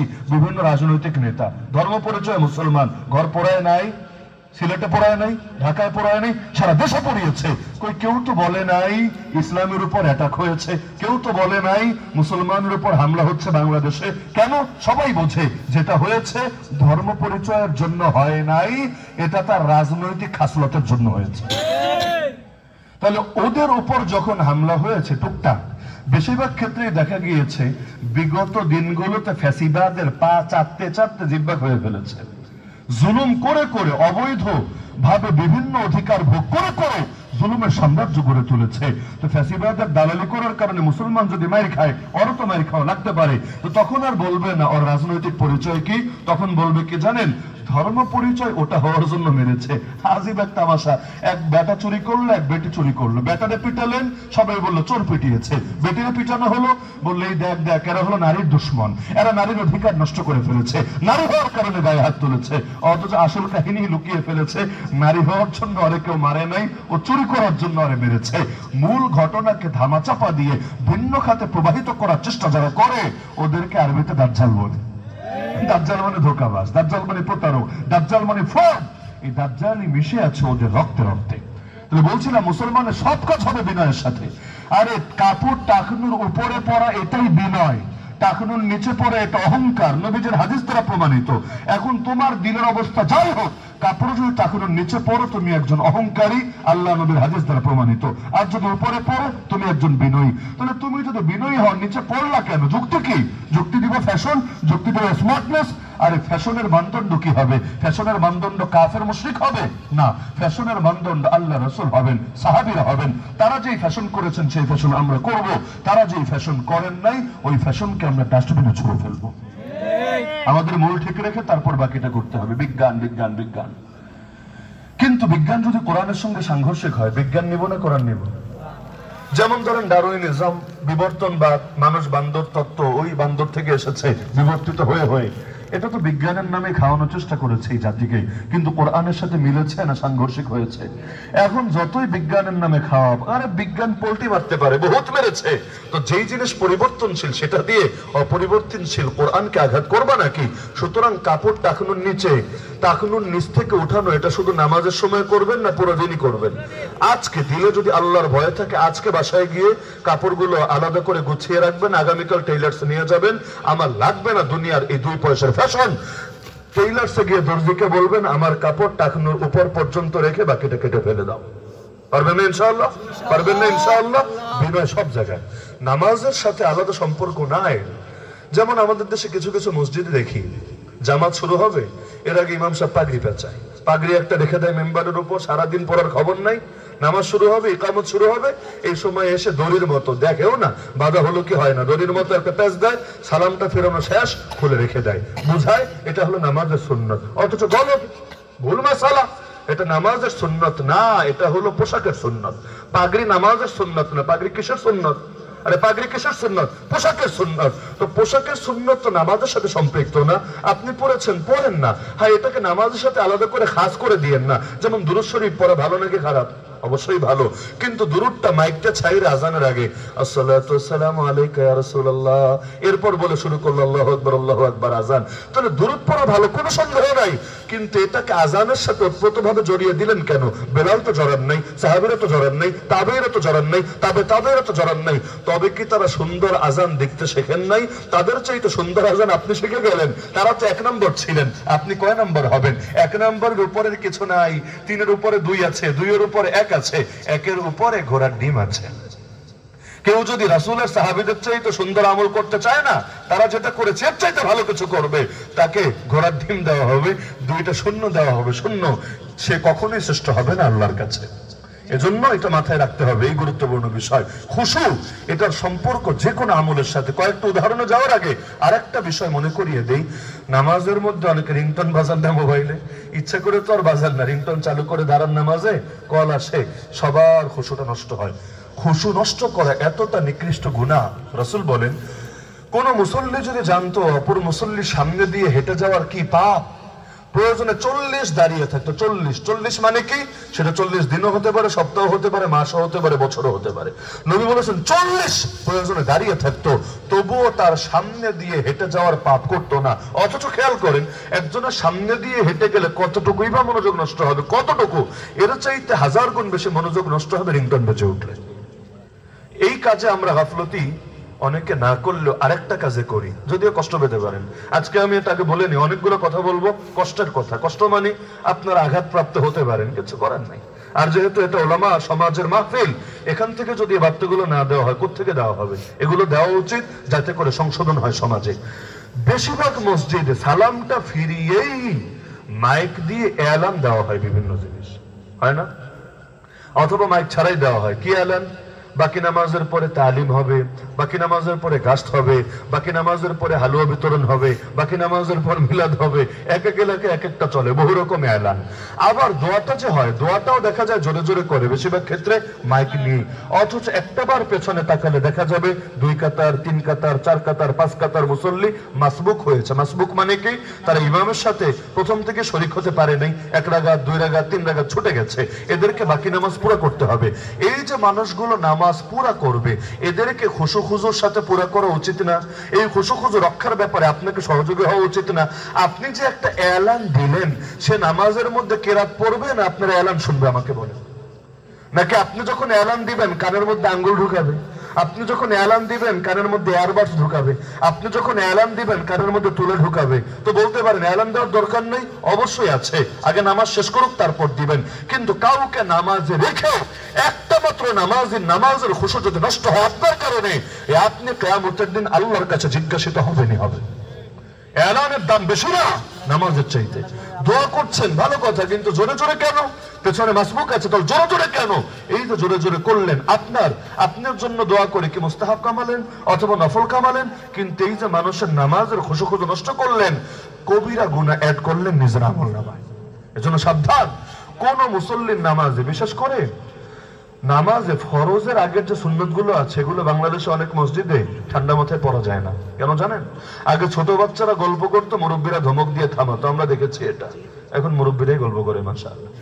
তারা একেবারে সামনে গোল টেবিল হয়ে বসে, টেবিল ছাড়া গোল হয়ে বসে, ওই ইমামের সামনে যারা আছে, প্রথম কাতার, দ্বিতীয় কাতার, তৃতীয় কাতার, কিরে তোর পোলার বিয়ে হয়েছে, কিরে তোর মাইয়ার কি বাচ্চা হয়েছে, কিরে বিদেশ যাবি কবে? মানে পুরো ফালতু আলাপ, ফালতু, এর সাথে কোনো কিছু সম্পর্কই নাই। কিন্তু সে মসজিদে আগে এসেছে, সুন্নত পড়েছে, 5 মিনিট 10 মিনিট হাতে আছে। এখন মসজিদ তো তার বাপের সম্পত্তি, এই জায়গায় বসে বসে জোরে জোরে কথা বলা শুরু করে দিয়েছে। কিন্তু এদিকে যে কিছু মানুষ সুন্নতে আছে, তেলাওয়াতে আছে, জিকিরে আছে, ওর কোনো খবর নাই। আরে ওই যে আল্লাহর বান্দার আমলনামায় যে কি গুনাহটা লেখা হচ্ছে, যদি বুঝতো, প্রয়োজনে মুখের মধ্যে লাগাম পড়ে থাকতো, গরুর মতো লাগাম, তবুও মুখ দিয়ে কথা বলতো না। এমনকি আমাদের সমাজে মসজিদের মধ্যে যে জোরে জোরে কথা হয় না, মাছ বাজারের মতো মাঝে মাঝে, বিশেষ করে কমিটির মিটিং টিটিং বসলে আওয়াজ কারে বলে, এটা কিয়ামতের 15টা আলামতের একটা আলামত। মসজিদের মধ্যে আওয়াজ জোরে জোরে হওয়া। কিছু কিছু মানুষ তারা আস্তে কথা বলতে পারে না। এটা এজন্য না যে তাদের গলার স্বর বড়, বরং এজন্য তারা নেতা, তারা এলাকার বিশেষ কিছু, তারা মসজিদ কমিটির গুরুত্বপূর্ণ দায়িত্ব। আস্তে কথা বললে হবে? এখন মসজিদে ইমাম সাহেবের বয়ান চলছে জুম্মার দিন, অথবা খুতবা চলছে, মসজিদে ঢুকবে সবার পরে সামনে গিয়ে মুয়াজ্জিন সাহেব, ও খাদেম সাহেব, ওই সাহেব, ওই সাহেব, বিভিন্ন কমান্ড দিতে শুরু করবে জোরে জোরে। করে না এগুলো? আল্লাহর কোরআন বলছে আওয়াজ নত রাখ, ইন্না আনকারাল আসওয়াতি লাসাউতুল হামির, সবচেয়ে মন্দ আওয়াজ গাধার আওয়াজ। আওয়াজ বড় হলে দামি আওয়াজ হবে না, আওয়াজ বড় হলে সেটা গাধার মতো আওয়াজ হতে পারে। আল্লাহ তাআলা গাধার সাথে তুলনা দেওয়ার পরে কারো যদি কমন সেন্স থাকে না, মসজিদ আল্লাহর ঘরে ঢুকে অন্তত বড় বড় কথা বলার আগে এই উদাহরণটা মনে পড়বে। বিনয় লাগে সব ক্ষেত্রে, হাঁটতে বিনয়, চলতে বিনয়, খেতে বিনয়। আল্লাহ নবী জীবনে একবারও হেলান দিয়ে বসে খাবার খান নাই। ভাবতে পারেন? হেলান দিয়ে, এই যে চেয়ারে হেলান দিয়ে বসে না, আল্লাহ নবী জীবনে একবারও হেলান দিয়ে বসে খাবার খান নাই। কেন? নবী বলতেন এই খাবার রবের পক্ষ থেকে আসা রিজিক, রবের পক্ষ থেকে আসা নিয়ামত। আরে আমি তো একটা গোলাম, আর রব আমার মনিব আমাকে দয়া করে দিয়েছেন এই খাবার। আজলিসু কামা ইয়াজলিসুল আবদু ওয়া আকুলু কামা ইয়াকুলুল আবদু, আমি সেভাবে বসবো যেভাবে একটা গোলাম বসে, আমি সেভাবে খাবো যেভাবে একটা গোলাম খায়। এজন্য বসতেন সমতল জায়গায়, যাতে করে খাবারের দিকে ঝুঁকে নিজের আগ্রহ প্রকাশ করে করে খাবার খাওয়া যায়। এমনকি আল্লাহ নবী জীবনে কখনো খাবারের দোষ ধরেন নাই। মা আবা রাসূলুল্লাহি তাআমান কাত্তু ইনস্তাহাহু আকালাহু ওয়া ইন কারিহাহু তারাকাহু, লবণ বেশি, ঝাল বেশি, এটা কম, ওটা কম, জীবনে ধরেন নাই। পছন্দ হলে খেয়েছেন, পছন্দ না হলে উঠে গেছেন, কিন্তু খাবার নিয়ে কখনোই বাজে মন্তব্য করেন নাই। আল্লাহ নবীর আদর্শকে আমাদের আদর্শকে মিলান। এমনকি চেয়ার টেবিলে বসে খাওয়া না জায়েজ না, এই ফতোয়া কেউ দিতে পারবে না, জায়েজ না। তবে উত্তম যে সমতল জায়গায় বসে খাওয়া, এটা নিয়েও কেউ দ্বিমত করতে পারবে না। তবে এখানে একটা তবে আছে। তবে কি জানেন? আমরা যারা দস্তরখানে বসে খাবার খাই, বেশিরভাগ মানুষের দস্তরখান এতটা নোংরা থাকে, এখানে খাবার পড়লে সেই খাবার উঠিয়ে খাওয়া রুচি হয় না। কেন? দস্তরখান মাসে একদিন ধোয়ও না। আবার দস্তরখান মোছার জন্য আলাদা একটা ন্যাকড়া আছে, ন্যাকড়া, যেটা দিয়ে দস্তরখানে মুছে, এটার মধ্যে কত দিনের তরি তরকারি লাগা। এটা দিয়ে যখন মুছবে, ও নিশ্চিত এই দস্তরখানে ধীরে ধীরে ব্যাকটেরিয়া হবে, জীবাণু হবে, বিভিন্ন সংক্রামক ছড়াবে। এখন হাত থেকে যখন খাবার পড়লো, দস্তরখান কাপড় মূল বিষয় না, কাগজ মূল বিষয় না, মূল বিষয় এমন কিছু যেখানে খাবার পড়লে উঠিয়ে খাওয়া যায়। যখন খাবারটা পড়লো সেখানে উঠিয়ে খাবে কিভাবে? সে চিন্তা করবে এতে যে জীবাণু মিশে গেছে, ওটা খেলে আমার ভেতরে রোগ হবে। তো দস্তরখান কাপড় তো বিশালা ভাই সব হবে না। তাও কেন? কারণ দস্তরখানের মূল উদ্দেশ্যই ছিল কিছু পড়লে সেটা যাতে উঠিয়ে খাওয়া যায়। এমন কি সৌদি আরবে যান, দেখবেন যে কেমন দস্তরখান দেয়, শুকনো খাবার, ওই অন টাইম দস্তরখান, আলাদা প্লেট নেই, ওইটাই প্লেট, ওইটাই দস্তরখান, ব্যাস হক আদায় হবে। মূল বিষয় হলো এমন কিছু নিচে থাকা, সেটা কাপড়ি হোক আর স্টিল হোক আর বর্তনী হোক, এমন কিছু থাকা যেখানে খাবার পড়লে উঠিয়ে খাওয়া যায়। কেন? নবী বলেছেন তোমরা জানো না খাবারের কোন অংশে বরকত আছে, এজন্য আঙ্গুল চেটে খেতে হয়, প্লেট চেটে খেতে হয়। কিসের জন্য? খাবারের ঘাটতি পড়েছে এজন্য না? ঘাটতির জন্য না, বরং আমরা তো জানি না কোন অংশে বরকত আছে। আর রবের দেওয়া নিয়ামতের প্রতি অবজ্ঞা প্রদর্শন করি কিভাবে? এক একটা বিয়েতে, এক একটা অনুষ্ঠানে, এক একটা পাবলিক ইভেন্টে এই পরিমাণ খাবার অপচয় করি। আরে চেটে খাওয়া রাখেন, দস্তরখানে পড়লে ওইটা উঠে খাওয়া রাখেন। এই পরিমাণ খাবার অপচয় করি, ওগুলো যদি সংরক্ষণ করা যেত, বাংলাদেশের পথ শিশু, নিঃস্ব এবং বহু মানুষ পুরো বছর আরামে খেয়ে দিন কাটাতে পারত। এগুলো যে আদবের অংশ তো ভুলে গিয়েছে আমরা। তো বিনয় সব জায়গায় দরকার, খেতে বিনয়, হাঁটতে বিনয়। নবীজি সাল্লাল্লাহু আলাইহি ওয়াসাল্লাম এমন ভাবে হাঁটতেন যে হাঁটা থেকে আলাদা করা যেত না তিনি একটা নেতা।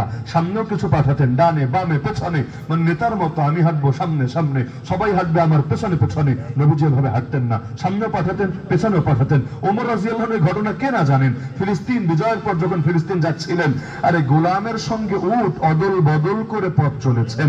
কিছু রাস্তা নিজে উপরে, গোলাম সামনে দিয়ে উট টেনে নিয়ে যাচ্ছে, কিছু রাস্তা গোলাম উপরে, ওমর টেনে টেনে নিয়ে যাচ্ছে। এই বিনয় তো শিখিয়েছে ইসলাম আমাদেরকে। ওয়াইবাদুর রহমান আল্লাযীনা ইয়ামশুনা আলাল আরদি হাওনা, রহমানের বান্দা তারা যারা পৃথিবীতে হাঁটে বিনয় নম্র ভাবে। তার মানে রহমানের বান্দার এক নম্বর গুণ বলা হচ্ছে হাঁটার মধ্যে বিনয় প্রকাশ পায়। ওয়াকসিদ ফি মাশিক, আল্লাহ কোরআনে বলে দিয়েছেন হাঁটার মধ্যে মধ্যপন্থা অবলম্বন করবা। মানে কি?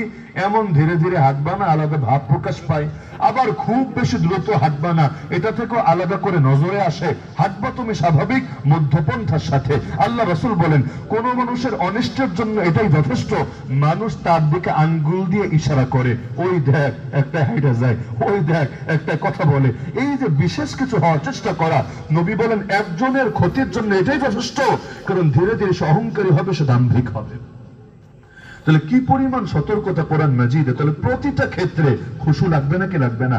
যাকাত, যাকাত দিতে হবে খুশুর সাথে, না হলে যাকাত কবুল হবে না। দলিল আল্লাহ বলেন ওয়াল্লাযীনা ইউতুনা মা আতাউ ওয়া কুলুবুহুম ওয়াজিলা আন্নাহুম ইলা রাব্বিহিম রাজিউন। আল্লাহর বান্দারা যাকাত দেয় অথবা ওয়াজিব দানগুলো দান করে এমন অবস্থায় অন্তর আল্লাহর ভয়ে ভীত থাকে, তাকে একদিন আল্লাহর কাছে ফিরে যেতে হবে, এই কথা তার দিলে জাগ্রত থাকে। মানে কি? আমরা তো যাকাত দেই কিভাবে জানেন?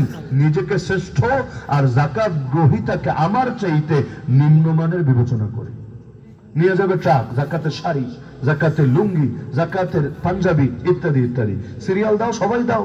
সিরিয়াল এলোমেলো হলে বকা ঝকা মারামারি, এমনকি অনেক জায়গায় যাকাত নিতে গিয়ে মারা যায়, পায়ের তলায় পদপিষ্ট হয়ে মারা যায়। এই যে যাকাত দেওয়া হচ্ছে মানুষগুলোকে তাচ্ছিল্য করে করে, খুশু কোথায়? কোরআন বলছে যাকাত দিতে হবে দিলের মধ্যে আল্লাহর ভয় সহকারে, নিজেকে অধম মনে করে তাকে উত্তম মনে করে। বলবেন কেন তাকে উত্তম মনে করব?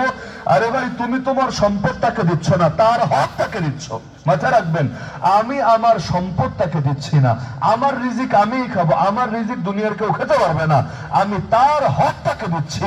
সে আছে বলে আমি এই ফরজ বিধানের উপর আমল করতে পারছি, সে যদি না থাকতো আমল করতাম কিভাবে? তো যে ইবাদত যার সঙ্গে সম্পর্কিত তার প্রতি শ্রদ্ধা প্রদর্শন করা লাগে। মসজিদের সাথে নামাজ সম্পর্কিত, শ্রদ্ধা প্রদর্শন করতে হয়। আমরা যে ইলম শিখতাম না, উস্তাদরা শিখিয়ে দিতেন বই হোক, কাগজ হোক, খাতা হোক, কলম হোক, সবগুলোর প্রতি সম্মান দেখাতে হবে। কেন? এগুলো তোমার ইলম শেখার মাধ্যম। তাহলে যাকাত যাকে দিবেন তার প্রতি আপনার সম্মান প্রদর্শন করতে হবে। এমন কি আত্মীয় স্বজনের মধ্যে যাকাত দিলে এটা বইলা দিয়েন না এটা যাকাত। কেন জানেন? কষ্ট পাবে, মনে কষ্ট পাবে যে তাকদীরের লেখায় আজকে তুই বড় লোক, আজকে আমি ছোট লোক, তোর যাকাত খেয়ে আমাকে থাকতে হচ্ছে। দিলে কি আছে যার জানার তিনি জানেনি। আপনি যদি তাকে উপহার বলেও দিয়ে আসেন না, আর দিলে যাকাতের নিয়ত থাকে আল্লাহ যাকাত হিসেবে কবুল করবেন। ওই যে কোরবানির দিন গরু শোয়ানোর পরে নাম পাঠ করার এক জাহেলি সংস্কৃতি আছে বাংলাদেশে। প্রাণীটার কষ্ট হচ্ছে, প্রাণীটার চোখগুলো বড় বড় হয়ে যাচ্ছে, জিহ্বা বের হয়ে যাচ্ছে, আর ফাজিল এখানে বসে বসে নাম পাঠ করে অমুক, তার বাপের নাম অমুক, মায়ের নাম অমুক, গ্রাম এটা, আবার হাতের লেখা বগের ঠেঙের মতো পড়তে লাগে 10 মিনিট, দেখা যায় গরুটার এদিকে বড় কষ্ট হচ্ছে। এটা নিকৃষ্ট বর্বরতা। আর তুমি যেই যার নিয়তে কিনেছো এর পক্ষ থেকেই হবে। হুজুর যেই জবাই দেখ না কেন, এটা কে কে ভাগে কিনেছো যেই জানার তিনি জানেন, এবং তার পক্ষ থেকে আদায় হবে। যে কাটছে তার পক্ষ থেকে ভুলও হবে না। তাহলে এটা আলাদা করে আল্লাহর শোনাতে হবে কেন? শোনানো ছাড়া কি আল্লাহ জানে না? আর শুনতে মনে চাই তাহলে আগে আলাদা করে শোনাও। প্রাণীটা শোয়ানোর পরে বর্বরতা কেন? এটা তো কোনোভাবেই কাম্য না। প্রাণী তাড়াতাড়ি মরবে এজন্য একটা খোঁচা দেয় না আলাদা, জবাইয়ের পরে গলার মাঝে ওই ছোট একটা ছুরি দিয়ে কসাইরা করে, এত বেশি একটা খোঁচা দেয় আলাদা, স্পাইনাল কর্ড থাকে এখানে, এটা যাতে কাটে এবং প্রাণীটা তাড়াতাড়ি নিস্তেজ হয়। এতে সুবিধা কি? কসাইয়ের সুবিধা, তাড়াতাড়ি নিস্তেজ হলে তাড়াতাড়ি কাজ শেষ করে আরেক বাসায় যেতে পারবে। আপনার অসুবিধা এই যে প্রাণীটাকে এক্সট্রা কষ্ট দিলেন, আল্লাহর কাছে জবাব দিতে হবে কিয়ামতের দিনে। জবাইয়ের সাথে ওই ভিতরের গোতার কোনো সম্পর্ক নাই। 4টা মূল ভাগ আছে, এর ভিতরে 3টা কাটা হলে জবাই সম্পন্ন হয়েছে, ওই গোতাগুতির কোনো সম্পর্ক নাই। এই যে গোতা দিলেন এখানেও আপনার খুশু নষ্ট হয়েছে। যাকাতে খুশু আছে, নামাজে খুশু আছে, দান সদকা, এমনকি কাউকে খাবার খাওয়ালেও খুশু আছে। আল্লাহর কোরআন বলে দিচ্ছে যে রহমানের বান্দাদের বিশেষ বৈশিষ্ট্য, জান্নাতীদের বিশেষ বৈশিষ্ট্য, ও তাইমুনা তাআম আলা হুব্বিহি মিসকিনা ওয়া ইয়াতীমা ওয়া আসীরা। খাবারের প্রতি মহব্বত থাকা সত্ত্বেও খাবার খাওয়ায় কাকে? ইয়াতীমকে, মিসকিনকে, বন্দীকে। আমরা ইয়াতীম মিসকিনকে খাওয়ালেও বন্দীর জীবনে খাওয়াই না। এমনকি বন্দীদের কাছে ঈদের দিন খাবার পৌঁছানো যায় কিনা এটা নিয়ে ফিকিরও করি না। আলহামদুলিল্লাহ কিছু কিছু এলাকায় আমি চেষ্টা করেছি যেখানে রমজানের শেষের দিকে বা ঈদের আগ দিয়ে, কোরবানির আগ দিয়ে মাহফিল পড়ে, এবং দু এক জায়গায় সফলতা পেয়েছি। এলাকাবাসীকে গিয়ে সচেতন করেছে যে জেলখানা আছে না, আপনারা জেল কর্তৃপক্ষের সাথে আলোচনা করেন এবং ঈদের দিন খাবার রান্না করে হোক বা পয়সা দিয়ে ভেতরে খাবারের ব্যবস্থা করে হোক। যদিও সরকারি ভাবে বাজেট আছে, কথা সত্য, কিন্তু বাজেট থাকার পর কি রান্না হয় ওটা আমাদের ভালো মতো জানা আছে। এমন ওর চাইতে ভালো খাবার আমরা সপ্তাহে এমনি খাই, ঈদের দিন তো পরের কথা। তো ঈদের দিনটা অন্তত বন্দী ভাইরা খাক না। আরে বন্দী হয়েছে তাতে কি, তাই বলে সে মানুষ হয়ে গেছে নাকি? সে কি বন্যের জন্তু জানোয়ার হয়েছে নাকি? আর কি পরিমাণ বন্দী এখানে আছে রাজনৈতিক কারণে, প্রতিহিংসা শিকার হয়ে বন্দী। কি পরিমাণ মানুষ আছে নির্মম অসহায় কারণে বন্দী। রাস্তা দিয়ে হেঁটে যাচ্ছিল, ধরে তারা জঙ্গি মামলা, এই মামলা সেই মামলা দিয়ে চালিয়ে দিয়েছে। এমন কেউ নেই যে তার মামলাটা দেখবে। আমরা এমন এক জাতি, নবীর হাদিসের উপর আমল করি না। ফুকুল আনি, নবী বলেছিলেন বন্দী মুক্ত করো, বন্দী মুক্ত করো। বাংলাদেশের জেলে আজও পর্যন্ত কয়েকশো না কয়েক হাজার বন্দী আছে যাদেরকে মুক্ত করা ওয়াজিব গোটা উম্মতের জন্য।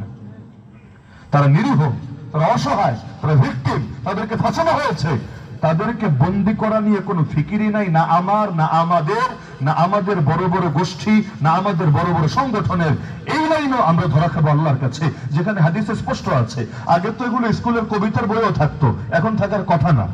আগে আপনারা হয়তো পড়েছেন, আল্লাহ কিয়ামতের দিন বলবেন, বান্দা আমি ক্ষুধার্ত ছিলাম, তোর কাছে খাবার চেয়েছিলাম, তুই আমাকে খাবার দিস নাই। আমি অসুস্থ ছিলাম, তোর কাছে চিকিৎসা চেয়েছিলাম, তুই আমার চিকিৎসা করাস নাই। আমি বস্ত্রহীন ছিলাম, তোর কাছে কাপড় চেয়েছিলাম, বস্ত্র চেয়েছিলাম, তুই আমাকে কাপড় দিস নাই। বান্দা অবাক হবে, আল্লাহ আপনি রব্বুল আলামিন, কিভাবে কিভাবে আপনাকে খাবার দেব, চিকিৎসা দেব, বস্ত্র দেব? আল্লাহ বলবে, আরে বান্দা, তোর কাছে একজন ক্ষুধার্ত গিয়ে খাবার চেয়েছিল, তুই যদি তাকে খাবার দিতি তাহলে আমার সন্তুষ্টি এর ভেতর দিয়ে পেয়ে যেতি। তোর কাছে একজন অসুস্থ রোগী ছিল, তুই যদি তাকে চিকিৎসা করাতে আমার সন্তুষ্টির ভেতর দিয়ে পেয়ে যেতি। আর একজন বস্ত্রহীন তোর কাছে বস্ত্র চেয়েছিল, দেশ নাই, তুই সামর্থ্য ছিল, যদি তাকে দিতি আমার সন্তুষ্টির ভেতর পেয়ে যেতি। আল্লাহ যদি এই পয়েন্টগুলো নিয়ে পাকড়াও করে, বন্দীকে নিয়ে পাকড়াও করবে না। আমি বন্দী ছিলাম, তোরা 18 কোটি মুসলমান, 18 কোটি নাগরিকের মধ্যে 14-15 কোটি মুসলমান, এত বিপুল পরিমাণ মুসলমান থাকার পরও আমাকে মুক্ত করিস নাই, আমার পাশে দাঁড়াস নাই, আমার মামলা নিয়ে লড়িস নাই। কি জবাব দিব আল্লাহর কাছে? তো বিনয় সব ক্ষেত্রে লাগে। খাবার খাওয়ানোর পরে মুসলমান কি বলে? ইন্নামা নুতাইমুকুম লিওয়াজহিল্লাহ, তোমাদেরকে খাওয়াচ্ছি আল্লাহর সন্তুষ্টির জন্য। লা নুরিদু মিনকুম জাযাআন ওয়ালা শুকুরা, তোমাদের থেকে কোনো বিনিময়ও চাই না, কোনো থ্যাংক ইউ শুনতে চাই না। শুকুর, শুকরিয়া, কৃতজ্ঞতা, থ্যাংক ইউ, অভিনন্দন শুনতে চাই না। ইন্না নাখাফু মির রাব্বিনা ইয়াওমান আবুসান কামতারিরা, রবের থেকে এক ভয়াবহ দিনের ভয় করি, যেদিন দাঁড়াতে হবে রবের সামনে। অথচ আমাদের বেশিরভাগ খাওয়ানোই এই নিয়তে হয় না, নিয়তে গরমিল থাকে। যেমন ধরেন মরার খাবার, মরতে দেরি, এলাকাবাসী চাপ সৃষ্টি করতে দেরি না। 3 দিন কবে, 10 দিন কবে, 40 কবে, কুলখানি কবে? আরে ও কি নিজের পেরেশানি সামলাবে না তোরে খাওয়ানোর ধান্দা করবে? নবীজির সুন্নাত হলো কোন বাসায় লোক মারা গেল ওই বাসায় খাবার পাঠানো, নবীর সুন্নাত। জাফর রাদিয়াল্লাহু আনহু শহীদ হয়েছেন, নবী সাহাবীদেরকে বলেছেন ওর বাসায় খাবার পাঠাও, কারণ ফ্যামিলি এখন পেরেশানিতে আছে। আর আমরা মরতে দেরি, এলাকাবাসী চাপ সৃষ্টি করতে দেরি না। এবার সে চিন্তা করে, হায় আল্লাহ, গরুর দাম কত, এখন টাকা পাবো কোথায়, কিনবো কিভাবে? কেউ ঋণ করে, কেউ জমি বন্ধক রাখে, কে আজীব এক পেরেশানি, কে আজীব এক সংস্কৃতি গড়ে ওঠে সমাজে। বরযাত্রীর নামে কি পরিমাণ চাপ সৃষ্টি করা হয় মেয়ের বাপের উপর। আরে মেয়েকে মানুষ করতেই তো জীবনটা শেষ। আর যার 4টা 5টা 6টা 7টা মেয়ে, এমন বাপও আছে সবই মেয়ে, একটা ছেলেও নাই। এই মেয়েগুলোকে মানুষের মতো মানুষ, আর এই ফিতনার জামানা, এই অশ্লীল জামানা, এই নিকৃষ্ট জামানা, এই পশ্চিমা বিশ্বের আবহাওয়া ছড়িয়ে যাওয়া জামানা, এখানে মেয়েকে মানুষ করা কি কষ্ট, এটা যার মেয়ে আছে সে জানে, অন্যরা টেরো পাবে না। এই মেয়েকে মানুষের মতো মানুষ করলো, এটাই তো তোমার উপর বড় অনুগ্রহ করলো, দয়া করলো। তোমার তো তাকে স্বর্ণের মুকুট পরিয়ে দেওয়া উচিত, তা পরাবে না, উল্টা 150 জন খাওয়াতে হবে, 200 জন খাওয়াতে হবে, 500 জন খাওয়াতে হবে, না হলে বিয়ে হবেই না। আবার খেতে গিয়া কত মারামারি, এটা এমন কেন, ওটা অমন না কেন। দাওয়াত নিবে 200 জন, গিয়ে হাজির হবে 300 জন, প্রত্যেকের সঙ্গে 1-2টা ফ্রি, এগুলো এমনি যাবে আর কি। গিয়ে আবার যখন খাবারে শর্ট পড়বে, এমন ভাবে অপমান করবে, মাথাটা নত করে চোখ দিয়ে পানি গড়াতে গড়াতে তাকে মেয়ে তুলে দিতে হবে। এই সংস্কৃতি কোত্থেকে আসলো? আরে তোমার খেতে মনে চেয়েছে, যেই পরিমাণ টাকা দিয়ে গাড়ি ভাড়া করে তুমি যাবা ওই বাড়িতে, ওই টাকা দিয়ে তুমি হোটেলে গিয়ে এর চাইতে ভালো খাবার খেতে পারবা। তাহলে লজ্জাশীলতা মানে কি পরিমাণ নষ্ট হলে মানুষ এটা করতে পারে। এমনকি এখন তো দাওয়াত ছাড়াও যায় খেতে, দাওয়াত নিয়ে তো যায়, দাওয়াত ছাড়াও খেতে যায়। বা একজন দাওয়াত পেয়ে 2 জন খেতে যায়, 3 জন খেতে যায়, 4 জন খেতে যায়। নবী বলেছেন দাওয়াত ছাড়া যে খেতে আসে ও চোর হয়ে ঢোকে, ডাকাত হয়ে বের হয়। ঢোকার সময় হালকা, চোর হয়ে ঢোকে, ডাকাত হয়ে বের হয়। কেন? ঢোকার সময় তো খালি, এজন্য চুরি চুরি ঢুকলো, মানে অনুমতি তো আর নাই, আলাদা করে ঢুকেছে। আর বের হওয়ার সময় ডাকাত হয়ে বের হলো কেন? কারণ পেট তো লোড দিয়ে নিয়েছে, পকেট ভরে নাই, তো পেটের মধ্যে লোড দিয়ে প্রকাশ্যে বুক ফুলিয়ে ফুলিয়ে বের হয়ে যাচ্ছে। এজন্য নবী বলেন চোর হয়ে ঢুকলো, ডাকাত হয়ে বের হলো। এই বরযাত্রী প্রথা এক হিন্দুয়ানি জাহেলি সংস্কৃতি, এর সাথে ইসলামের কোন সম্পর্ক নাই। আর নিয়ম হল ইসলামের শিক্ষা ওলিমা, আউলিম ওয়ালা বিশাতিন, একটা ছাগল দিয়ে হলে ওলিমা করো। ওলিমা তো করবে ছেলে পক্ষ, সে আরো খাওয়াবে, মেয়ের বাড়ির মেহমান হোক, অন্যান্য মেহমান হোক, খাওয়াবে, আনন্দ বিতরণ করবে, কারণ আল্লাহ তাকে একটা নিয়ামত দিয়েছে। আর এখন খাওয়াবে পরে, ওলিমা হবে পরে, বরযাত্রী হবে আগে।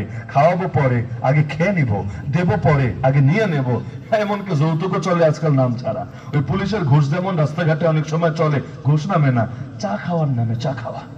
চা তো 5 টাকা হলেই খাওয়া যায়, 500 কেন, 5000 কেন, 2000 কেন? ওই চা খাওয়ার নামে যেমন ঘুষ চালায়া যায়, একইভাবে যৌতুক চলে। দিতে হয়, না দিলে কি হয়?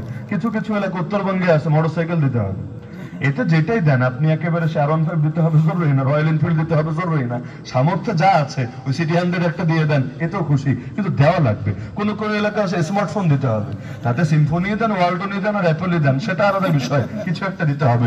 কোথাও আছে ঘর সাজিয়ে দিতে হবে, এগুলো জুলুম, এগুলো খুশুর খেলাফ। মুসলমানের প্রতিটা কাজ খুশুর সাথে, বিনয়ের সাথে হবে। এমনকি খাবারও খাওয়াবে আল্লাহর জন্য, কোনো বিনিময় নাই, কোনো বিনিময় নাই। অথচ আমরা সব খাবারের পেছনে বিনিময় থাকে। 15 আগস্ট খাওয়াতো না আগে, এবছর কপালে জোটে নেই, বাঙালির কপাল খারাপ। এবছর 15 আগস্ট খেতে পেরেছেন নাকি আপনারা? আগে যে খাওয়াতো মাগনা, কোনো স্বার্থ থাকতো না পেছনে, থাকতো না। এই যে আল্লাহ শিখালেন, কোনো বিনিময়ও না, কোনো থ্যাংক ইউ না, মানে আমারটা খায় আমার দলের মার্কা স্লোগান দিবা, এটাও না, এটাও মুসলমানের আদর্শ না। এমনকি আমরা আমাদের মাশায়েখ এবং আসাতিজা থেকে এটা শিখেছি, আলহামদুলিল্লাহ, ছোট মানুষ হলেও আমলে আনার চেষ্টা করি। কেউ যদি দোয়া চায় তো ঠিক আছে, যেই হোক দোয়া করব, কিন্তু দোয়া চেয়ে যদি হাতে কিছু দিয়ে দেয়, স্পষ্ট বলে হাদিয়া দিলে হাদিয়া দাও, দোয়া চাইলে দোয়া চাও, দুইটা মিলায় ফেলো না। কেন? আল্লাহ নবীর কাছে দোয়া চাইতেন সাহাবীরা, আল্লাহ নবীও দোয়া করতেন, কোন টাকা পয়সার লেনদেন সেখানে ছিল না। ইয়া রাসূলুল্লাহ দোয়া করেন আমার মাও সাথে কালেমা পড়ে, ইয়া রাসূলুল্লাহ দোয়া করেন আল্লাহ আমার সন্তানকে যাতে জান্নাত দান করে। বহু হাদিস পাবেন, একটা হাদিসও পাবেন না আলাদা মুসাফাহা করেছে। আরে মুসাফাহা তো হবে আল্লাহকে রাজি খুশি করার জন্য। মুসাফাহার ভিতর দুনিয়া ঢুকাচ্ছেন কেন? দুনিয়া দুনিয়ার জায়গায় রাখেন, আমল আমলের জায়গায় রাখেন, একটার মধ্যে আরেকটা ঢুকাচ্ছেন কেন? যখন দোয়া চেয়ে টাকাটা দিলেন, এটা আসলে কি? এটা কি দোয়ার বেতন, দোয়ার ভাতা, দোয়ার ঘুষ? মানে দোয়ার কি কিছু একটা তো আছে, কারণ আপনি মনে করছেন এটা হলো দোয়ার চার্জ, মানে দিতে হয় আর কি, এটা না দিলে দোয়াটা আসবে না। তো এটা কি ডাক্তারের ভিজিট, উকিলের ভিজিট? এটাই প্রীত হচ্ছে। এখন 20 হোক 200 হোক, এমনকি অনেক গরিব মানুষ দোয়া চাইতে ভয় করে, যে হুজুরের কাছে চাইলে হুজুরের 200 দিতে হবে, আর সবার কাছে চাইলে জিলাপি খাওয়াতে হবে। আমি তো গরিব মানুষ, জিলাপি খাওয়াবো কিভাবে? আর টাকা দিলে টাকা অনুপাতে দোয়া, 200 টাকার দোয়া 2000 টাকা দেওয়ার দোয়া সমান হবে না। টাকা যত বেশি, দোয়ায় তেল তত বেশি। আর যদি 1 লাখ 2 লাখ টাকা দামের দোয়া হয়, কথাই নাই, জান্নাতে ঢুকায় তালা মেরে চাবিটাও পারলে পকেটে করে নিয়ে আসবে। মা গো মা, আপনি জান্নাতি, আপনার ওই আব্বাটাও না জান্নাতি। আরে বেটা, তুই নিজে জান্নাতি কিনের খবর আসিস, আর তুই আরেকজনকে জান্নাতি বলে তাও এক প্যাকেট ডিম বিরিয়ানি খেয়ে ঘোষণা দিচ্ছিস? লজ্জা থাকা দরকার। এলম বিক্রি করার চাইতে বড় আফসোসের বিষয় কিছু হয় না। তাহলে খাবারের কোনো বিনিময় হয় না, কোনো বিনিময় না। খাবার হবে কার জন্য? আল্লাহর জন্য। মেহমানকে খাওয়ালে খাওয়ান, খাওয়ান, কোনো সমস্যা নেই। মসজিদে এসেছে, বিরিয়ানি দিবেন দেন, খিচুড়ি দিবেন দেন, জিলাপি খাওয়ালে খাওয়ান। জিলাপি খাওয়ানো তো সমস্যা আছে নাকি? নাই। কিন্তু তালগোল পাকায় ফেলেন না। জুম্মার পর সবাই বসেন, বসেন। একটা তো সাধারণ দোয়া হয়েছে, দোয়ায় কাজ হবে না, এবার স্পেশাল দোয়া হবে। বসেন, সবাই বসবেন এবং দোয়া হবে। বিনিময়ে জিলাপি একটা করে নিয়ে যাবেন। জিলাপি না দিলে মসজিদে ভাঙচুর শুরু হবে। কিরে, আমাদের বসালা কিন্তু কিছু খেতে দিলা না, তাহলে হুজুর মনে হয় সব মেরে দিয়েছে, হুজুরের রুমে চেক দে, মানে জিলাপিগুলো গেল কোথায়? আজীব এক সংস্কৃতি গড়ে উঠেছে সমাজে, এগুলো খুশির খেলাফ। করতে হবে সব কার জন্য? এমনকি আল্লাহ নবী ঘরে ঢুকতেন, ঘরে, এটা পর্যন্ত বিনয় সহকারে। ঘরে তো আমি আপনি সবাই ঢুকি, বিনয় থাকে না। আল্লাহ নবী জুতোটা খুলতেন, প্রথমে জুতো খুলতে হয় বাম দিক দিয়ে, পড়তে হয় ডান দিক দিয়ে, খুলতে হয় বাম দিক দিয়ে, এরপর ঘরে ঢুকতেন ডান পা দিয়ে। তবে এমনি না, আগে আল্লাহর কাছে একটা জিনিস চেয়ে নিতেন। এই দোয়াটা যদি আজকেই প্রথম শুনে থাকেন, আফসোস, কিছু করার নেই। আর যদি আপনি নিজেও পড়ে থাকেন, শুকরিয়া, শুকরিয়া, আলহামদুলিল্লাহ, জাযাকাল্লাহ, আল্লাহ আপনাকে নেক হায়াত দান করুন। কি দোয়া করতেন? আল্লাহুম্মা ইন্নী আসআলুকা খায়রাল মাওলিজ ওয়া খায়রাল মাখরাজ, বিসমিল্লাহি ওয়ালাজনা ওয়া বিসমিল্লাহি খারাজনা ওয়া আলাল্লাহি রাব্বিনা তাওয়াক্কালনা। কি সুন্দর দোয়া। হে আল্লাহ, আপনার কাছে উত্তম প্রবেশ, উত্তম বের হওয়া চাই। হে আল্লাহ, আপনার নামে প্রবেশ করলাম, আপনার নামে বের হলাম, আর আমার রব আল্লাহর উপরে ভরসা করলাম। মানে ঘরে ঢোকাটাও আল্লাহর নামে। হাদিসে আছে, আল্লাহর নাম নিয়ে ঘরে ঢুকলে শয়তান পারে না সঙ্গে ঢুকতে। শয়তান সারা রাত আফসোস করে, হায় হায়, আজকে ডিনারেরও ব্যবস্থা নাই, আজকে লিভ টুগেদারেরও ব্যবস্থা নাই, কোনো কিছুর ব্যবস্থা নাই, আজকে আমাদের কপাল পোড়া, পুরো রাত বাহিরে বাহিরে কাটাতে হবে। আর যদি দোয়া ছাড়া, বিসমিল্লাহ ছাড়া ঢোকে, শয়তান লাফাতে লাফাতে ঢোকে। যাক, আজকে টাকা পয়সা ছাড়াই একটা থাকার জায়গার ব্যবস্থা হয়েছে, খাওয়ার জায়গার ব্যবস্থা হয়েছে। দোয়া যেখানে পড়বেন না সেখানে শয়তান ঢুকবে। সহবাসের দোয়া না করে সহবাস করলে ওখানেও শয়তান শরীক হবে। হাদিসে আছে না, কোরআনে পর্যন্ত আছে, ওয়াশারিকুম ফিল আমওয়ালি ওয়াল আওলাদি ওয়াইদহুম। শয়তান তার বাহিনীকে বলে, এদের সঙ্গে ধন সম্পদেও শরীক হ, সন্তান সন্ততিতেও শরীক হ। তো মানুষের সঙ্গে শয়তান আবার সন্তানে কেমনে শরীক হবে? তো যে ব্যক্তি সহবাস করে, দোয়া না পড়ে, শয়তানও শরীক হয় তার এই নেক আমলে। ভেবেছেন বিষয়টা? এমনকি বাথরুমে যদি যায়, আল্লাহর কাছে সাহায্য না চাই, আল্লাহুম্মা ইন্নী আউযু বিকা মিনাল খুবুসি ওয়াল খাবাইস, তাহলে শয়তান কি করে? নবীজি বলেছেন যে বাথরুম হলো শয়তানের আড্ডাখানা। ইন্না হাযিহিল হুশুশা মুহতাযারা। তো দোয়া না পড়ে যদি ঢোকে, ফাইন্না শাইতানা ইয়ালআবু বিমাকাইদি বানি আদম, শয়তান আদম সন্তানের নিতম্ব নিয়ে খেলে। কি খেলে নবী বলেন নাই। ফুটবল খেলে না, ক্রিকেট খেলে, হাডুডু খেলে না, ব্যাডমিন্টন খেলে, নবী নাম বলেন নাই, তবে শয়তান খেলে। তো শয়তান যদি আপনার নিয়ে খেলে, তা আপনার পশ্চাৎদেশ নিয়ে খেলে, এই খেলার দ্বারা যে আপনার লাভ হবে না, ক্ষতি হবে, এবং ভেতরে যে ওয়াসওয়াসা পয়দা হবে, এটা তো স্পষ্ট। তাহলে শয়তানকে সুযোগ দেওয়া তো মুসলমানের শান না। এমনকি গা থেকে যখন গেঞ্জিটা খোলেন, স্বাভাবিক গোসলের জন্য হোক, গরমের কারণে হোক, বিসমিল্লাহ বলে নিতে হয়। তাহলে শয়তান নজর দেয় এবং এর কারণে মানুষের ক্ষতি হয়। এই মাসনুন দোয়াগুলো, দোয়া হালকা কিন্তু গুরুত্ব অনেক বেশি। উযু, আরে নামাজ নয় তো খুশুর সাথে পড়ি, জীবনে কয়দিন উযু করেছে খুশুর সাথে বলেন দেখি? অথচ আল্লাহ নবী উযু করতেন খুশুর সাথে। প্রতিটা অঙ্গ দোয়ার সময় কি একবার মনে পড়ে? এটা আমল অনুভবের সাথে করা দরকার, অনুভূতির সাথে করা দরকার। আল্লাহ নবী উযু শেষে কি দোয়া পড়তেন, এটা দেখলেও বুঝবেন যে উযুতে কি গুরুত্ব থাকা দরকার। নবীর দোয়ার মধ্যে কিন্তু এই বাক্য আছে, আল্লাহুম্মা জাআলনি মিনাত তাওয়াবিন ওয়া জাআলনি মিনাল মুতাতাহহিরিন। হে আল্লাহ, তওবাকারীদের অন্তর্ভুক্ত বানান, হে আল্লাহ, পবিত্র বান্দাদের অন্তর্ভুক্ত বানান। এমনকি উযু চলাকালে নবীজি একটা দোয়া পড়তেন, আল্লাহুম্মা গফিরলি যামবি ওয়া ওয়াসসি'লি ফি দারি ওয়া বারিক লি ফি রিজকি। হে আল্লাহ, গুনাহ maaf করে দেন, হে আল্লাহ, আমার ঘর প্রশস্ত বানিয়ে দেন আমার জন্য, আর আমার রিজিকে বরকত দিয়ে দেন। তবে ছোটবেলায় যারা আদিয়া মাসনুনা পড়েছেন, একটা বই আছে, আমিও পড়েছি এটাতে, এবং কিছু কিছু বইপত্র পাওয়া যায় বাংলাদেশে, এগুলোতে দেখা যায় উযুর প্রতিটা অঙ্গ ধোয়ার সময় আলাদা আলাদা দোয়া লেখা আছে। এটা ভুয়া। হাত ধোয়ার সময় দোয়া, মুখ ধোয়ার সময় দোয়া, পা ধোয়ার সময় দোয়া, কোনো হাদিস নেই, কোনো আসারু সাহাবা নেই, কিছু নাই। ভুয়া তো বানিয়ে নিয়েছে। যেমন নিয়ত, নাওয়াইতু আন উসাল্লি লিল্লাহি তাআলা আরবা রাকাতিন, লম্বা করে নিয়ত করে। নিয়ত মানে হলো অন্তরের ইচ্ছা, এর সাথে মুখের কোনো সম্পর্কই নাই। এখন ইমাম সাহেবরা আরবি নিয়ত শেখায়, আরবি যারা পারেন এদের জন্য বাংলায় আবার আলাদা করে নিয়ত শেখায়। নিয়তের সম্পর্ক অন্তরের সাথে। এই যে মসজিদে আসলেন না, আগে বলেন ঘাস কাটতে আসলেন, নেশা পড়তে আসলেন। যদি বলেন ঘাস কাটতে এসেছেন, মানে নিয়ত নাই আপনার। আর যদি বলেন নেশা পড়তে আসলাম, কয় রাকাত পড়তে এসেছেন? না হুজুর, ফরজ তো 4 রাকাত, ওই ফরজ 4 রাকাত পড়বো, সুন্নাত যা আছে ভেতর যা আছে পড়বো, এইটাই নিয়ত। যে যে কাজ, যেমন ক্ষুধার্ত, মনে করেন এমনি খাওয়া হয় না, অনেকদিন হয় না, ব্যস্ততার কারণে খাওয়া হয় না, আমার আরো বেশি হয়। সফরে দেখা যায় সকালের খাবার খেতে খেতে বিকাল হয়ে গেছে, হয়। এই তো সারাদিন না খাওয়া, রোজার নিয়ত কিন্তু করি নেই। তো সারাদিন যদি না খাওয়াও থাকে, দেখা যাবে কোনো সওয়াব হবে না। কিন্তু যদি রোজার নিয়তটা করে নিতাম, আলাদা সওয়াব হতো।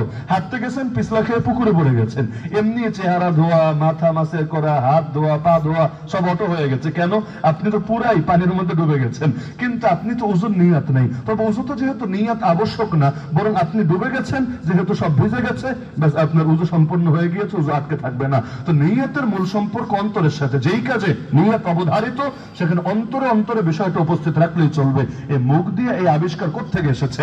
এই রমজান মাসেও চলে আমাদের দেশে। আগেই বলেছেন অনেক কষ্ট দেব, দেই, একবারে শুরু হয়েছে, দিতে থাকি। এই যে রজব মাস আসলে দোয়া হয়, আল্লাহুম্মা বারিক লানা ফি রজব ওয়া শাবান ওয়া বাল্লিগনা রমাজান, মসজিদে মসজিদে শিখিয়ে দেওয়া হয়। এমনি রজব মাস, শাবান মাস কেন, আরো 6 মাস আগ থেকে দোয়া করতেন, এমন বর্ণনাও আছে। নবীর কোন কোন সাহাবী 6 মাস আগ থেকে দোয়া করতেন, আল্লাহ আরেকটা রমজান পর তৌফিক দেন, আল্লাহ আরেকটা রমজানের রহমত বরকত মাগফিরাত নাজাত পেয়ে ধন্য হওয়ার তৌফিক দেন, দোয়া করতেন আছে। কিন্তু হুবহু এই বাক্যটা কোন বিশুদ্ধ বর্ণনায় নাই। এ ব্যাপারে যে বর্ণনা পাওয়া যায় এটার বর্ণনা সূত্র প্রচন্ড রকম আপত্তিকর। তাহলে কেউ যদি মনে করে হুবহু এই বাক্যটা নবী বলেছেন, এজন্য আমি বলছি, ভাই আগে গবেষণা করেন, তাহকিক করেন, মুহাক্কিক উলামায়ে কেরাম থেকে শেখেন, তারপর বইলেন।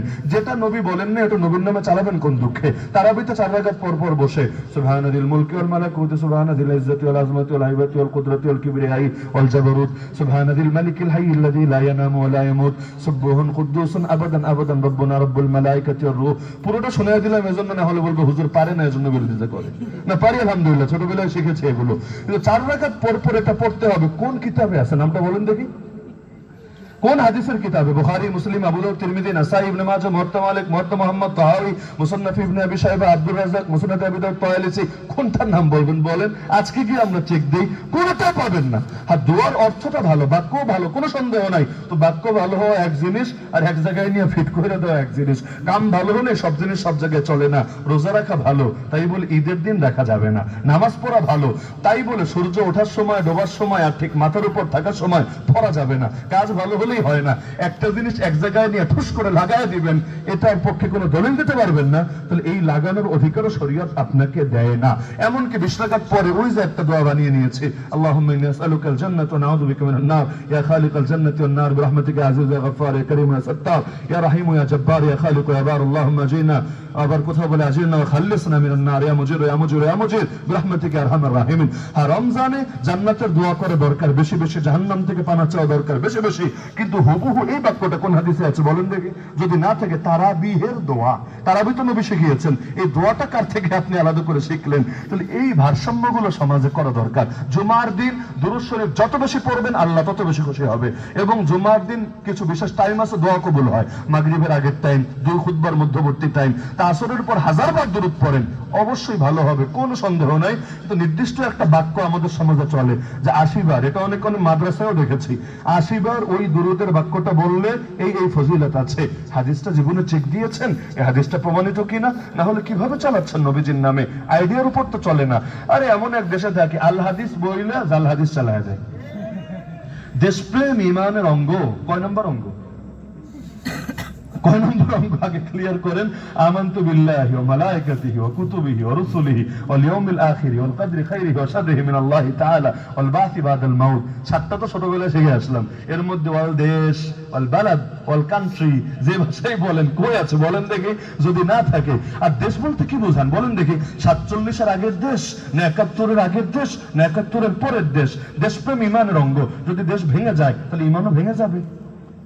দেশ ভাঙে নাই, আরে দেশ ভাঙে নাই, ইমানও ভেঙে গিয়েছে। বাকি অংশের প্রতি প্রেম নাই তো, প্রেম নাই তো, বিদ্বেষ হয়ে গিয়েছে, ইমানকে শেষ হয়েছে। আচ্ছা নবীর জামানায় দেশ কোনটা ছিল? উদাহরণ দিবেন মক্কা আর মদিনা। মক্কা কি একটা দেশ? মদিনা কি একটা দেশ? দেশ কারে বলে? এই জাতি রাষ্ট্র দুনিয়াতে কয় বছর আগে এসেছে? এই ভৌগোলিক জাতীয়তাবাদ কয় বছর আগে এসেছে বলেন? দেশ মানেটা কি? কতটুকু জুড়ে দেশ? একটা এলাকা, একটা জেলা, একটা গ্রাম, একটা থানা, একটা বিভাগ, মানেটা কি এটা? বা এটা কাঁটাতারের বেড়া। মনে করেন বাংলাদেশ যুদ্ধ করে আর 100 কিলো জয় করলো, তাহলে ইমান রঙ্গ আর 100 কিলো বাড়বে। আবার ইন্ডিয়া বিএসএফ একটু 100 কিলো দখল করলো, 100 কিলো তাহলে কমবে। হ্যাঁ, দেশকে ভালোবাসা অবশ্যই দরকার, সন্দেহ নাই। কেন? আল্লাহর মাখলুককে আল্লাহর বান্দা ভালোবাসবে না কে ভালোবাসবে? আমিও মাখলুক, এই মাটিও মাখলুক। এই মাটি মাখলুক না? দেশকে তো ভালোবাসবোই।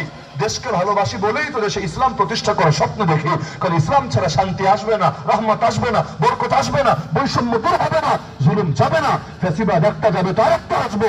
ইসলাম ছাড়া এই জালেমের জুলুমের পথ বন্ধ করা যাবে না। ভালোবাসি সেটা আলাদা আলাদা। এর পক্ষে দলিল দিতে মনে চাইলে দলিল জিজ্ঞাসা করেন, আমরা পরে দেবো দলিল। কিন্তু যেটা নবী বলে নাই ওটা চালাবেন কেমনি নবীর নামে? বেগুন খাওয়ার পক্ষে কয়েক ডজন হাদিস লোকে বানিয়েছে। বেগুন কেন মানুষ বেগুন খেতে চায় না? মাদ্রাসার ছেলেরা মনে করেন মাদ্রাসা আমরা ডাইল খাওয়াই বেশি। এখন যদি পাতলা ডাইল দিয়ে আমরা নতুন নতুন হাদিস বানাই, 1 কেজি ডাইল খেলে 10 কেজি রান্নাত পাওয়া যাবে। এই টাইপের যদি হাদিস বানাই, হাস্যকর হবে না এটা? তোমরা জ্ঞান শেখো, প্রয়োজনে চীন দেশে গিয়ে হলেও। আল হাদিস বাস্তবে জাল হাদিস। কেন ইন্ডিয়া গিয়ে শেখার কথা নবী বললেন না? চীন, ওয়ালাউ বিসসিন উতলুবুল ইলমা ওয়ালাউ বিসসিন। কি আজীব, মানে মেড ইন চায়নারে পছন্দ করতে করতে জ্ঞান রে নিয়ে চীন দেশে ঢুকিয়েছে। আচ্ছা নবীর জামানায় চীন দেশে গিয়ে কি জ্ঞান শিখবে বলেন?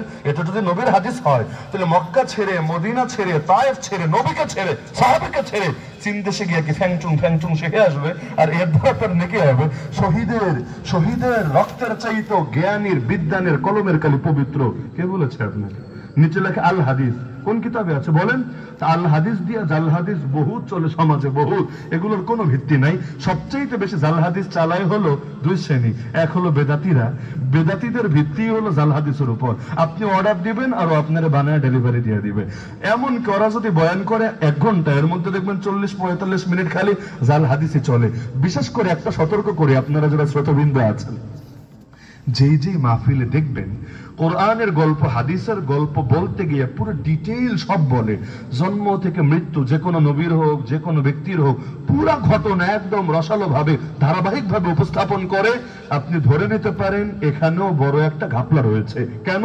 আল্লাহর কোরআনে ইতিহাসের ধারাটা দেখেন, নবীজের হাদিস ইতিহাসের ধারাটা দেখেন, এমনি বিশুদ্ধ ইতিহাসের যে গ্রন্থ আল বিদা ওয়ান নিহায়া এই টাইপের যা আছে ইতিহাসের ধারা দেখেন, খুব কম জায়গায় পাবেন পুরো জীবনী একসাথে জোড়াতালি দিয়ে, মানে সিরিয়াল বাই সিরিয়াল উপস্থাপন আছে। বেশিরভাগ ক্ষেত্রে দেখবেন শুরুতে একটু, মাঝে একটু, শেষে একটু, মানে প্রয়োজনীয় দিকগুলো তারা হাইলাইট করেছেন। কিন্তু রসকস মিলিয়ে এই যে ইউসুফ জুলাইখার কিচ্ছার নামে বাংলাদেশে নাউযুবিল্লাহ যা চলে, এগুলো নবীর অবমাননার দিকে চলে যায়। এমনকি দাউদ আলাইহিস সালামকে নিয়ে পর্যন্ত আরো বিভিন্ন নবীকে নিয়ে এমন কিচ্ছা চলে, এগুলো নবী অবমাননা ছাড়া কিছু না। নবী আইয়ুব আলাইহিস সালামের নামে এমন রোগের কথা বলে বেড়ায়, তার নাকি এমন রোগ হয়েছে মানুষ দুর্গন্ধে কাছেই যেতে পারতো না। আরে নবুয়তে শানের খেলাফ। আল্লাহ নবীদেরকে সব দোষ থেকে পবিত্র রাখে। হ্যাঁ, তিনি অসুস্থ হয়েছিলেন সত্য, কিন্তু গায়ে পচন ধরেছে, মানুষ থেকে সমাজের বাইরে ফেলে দিয়েছে।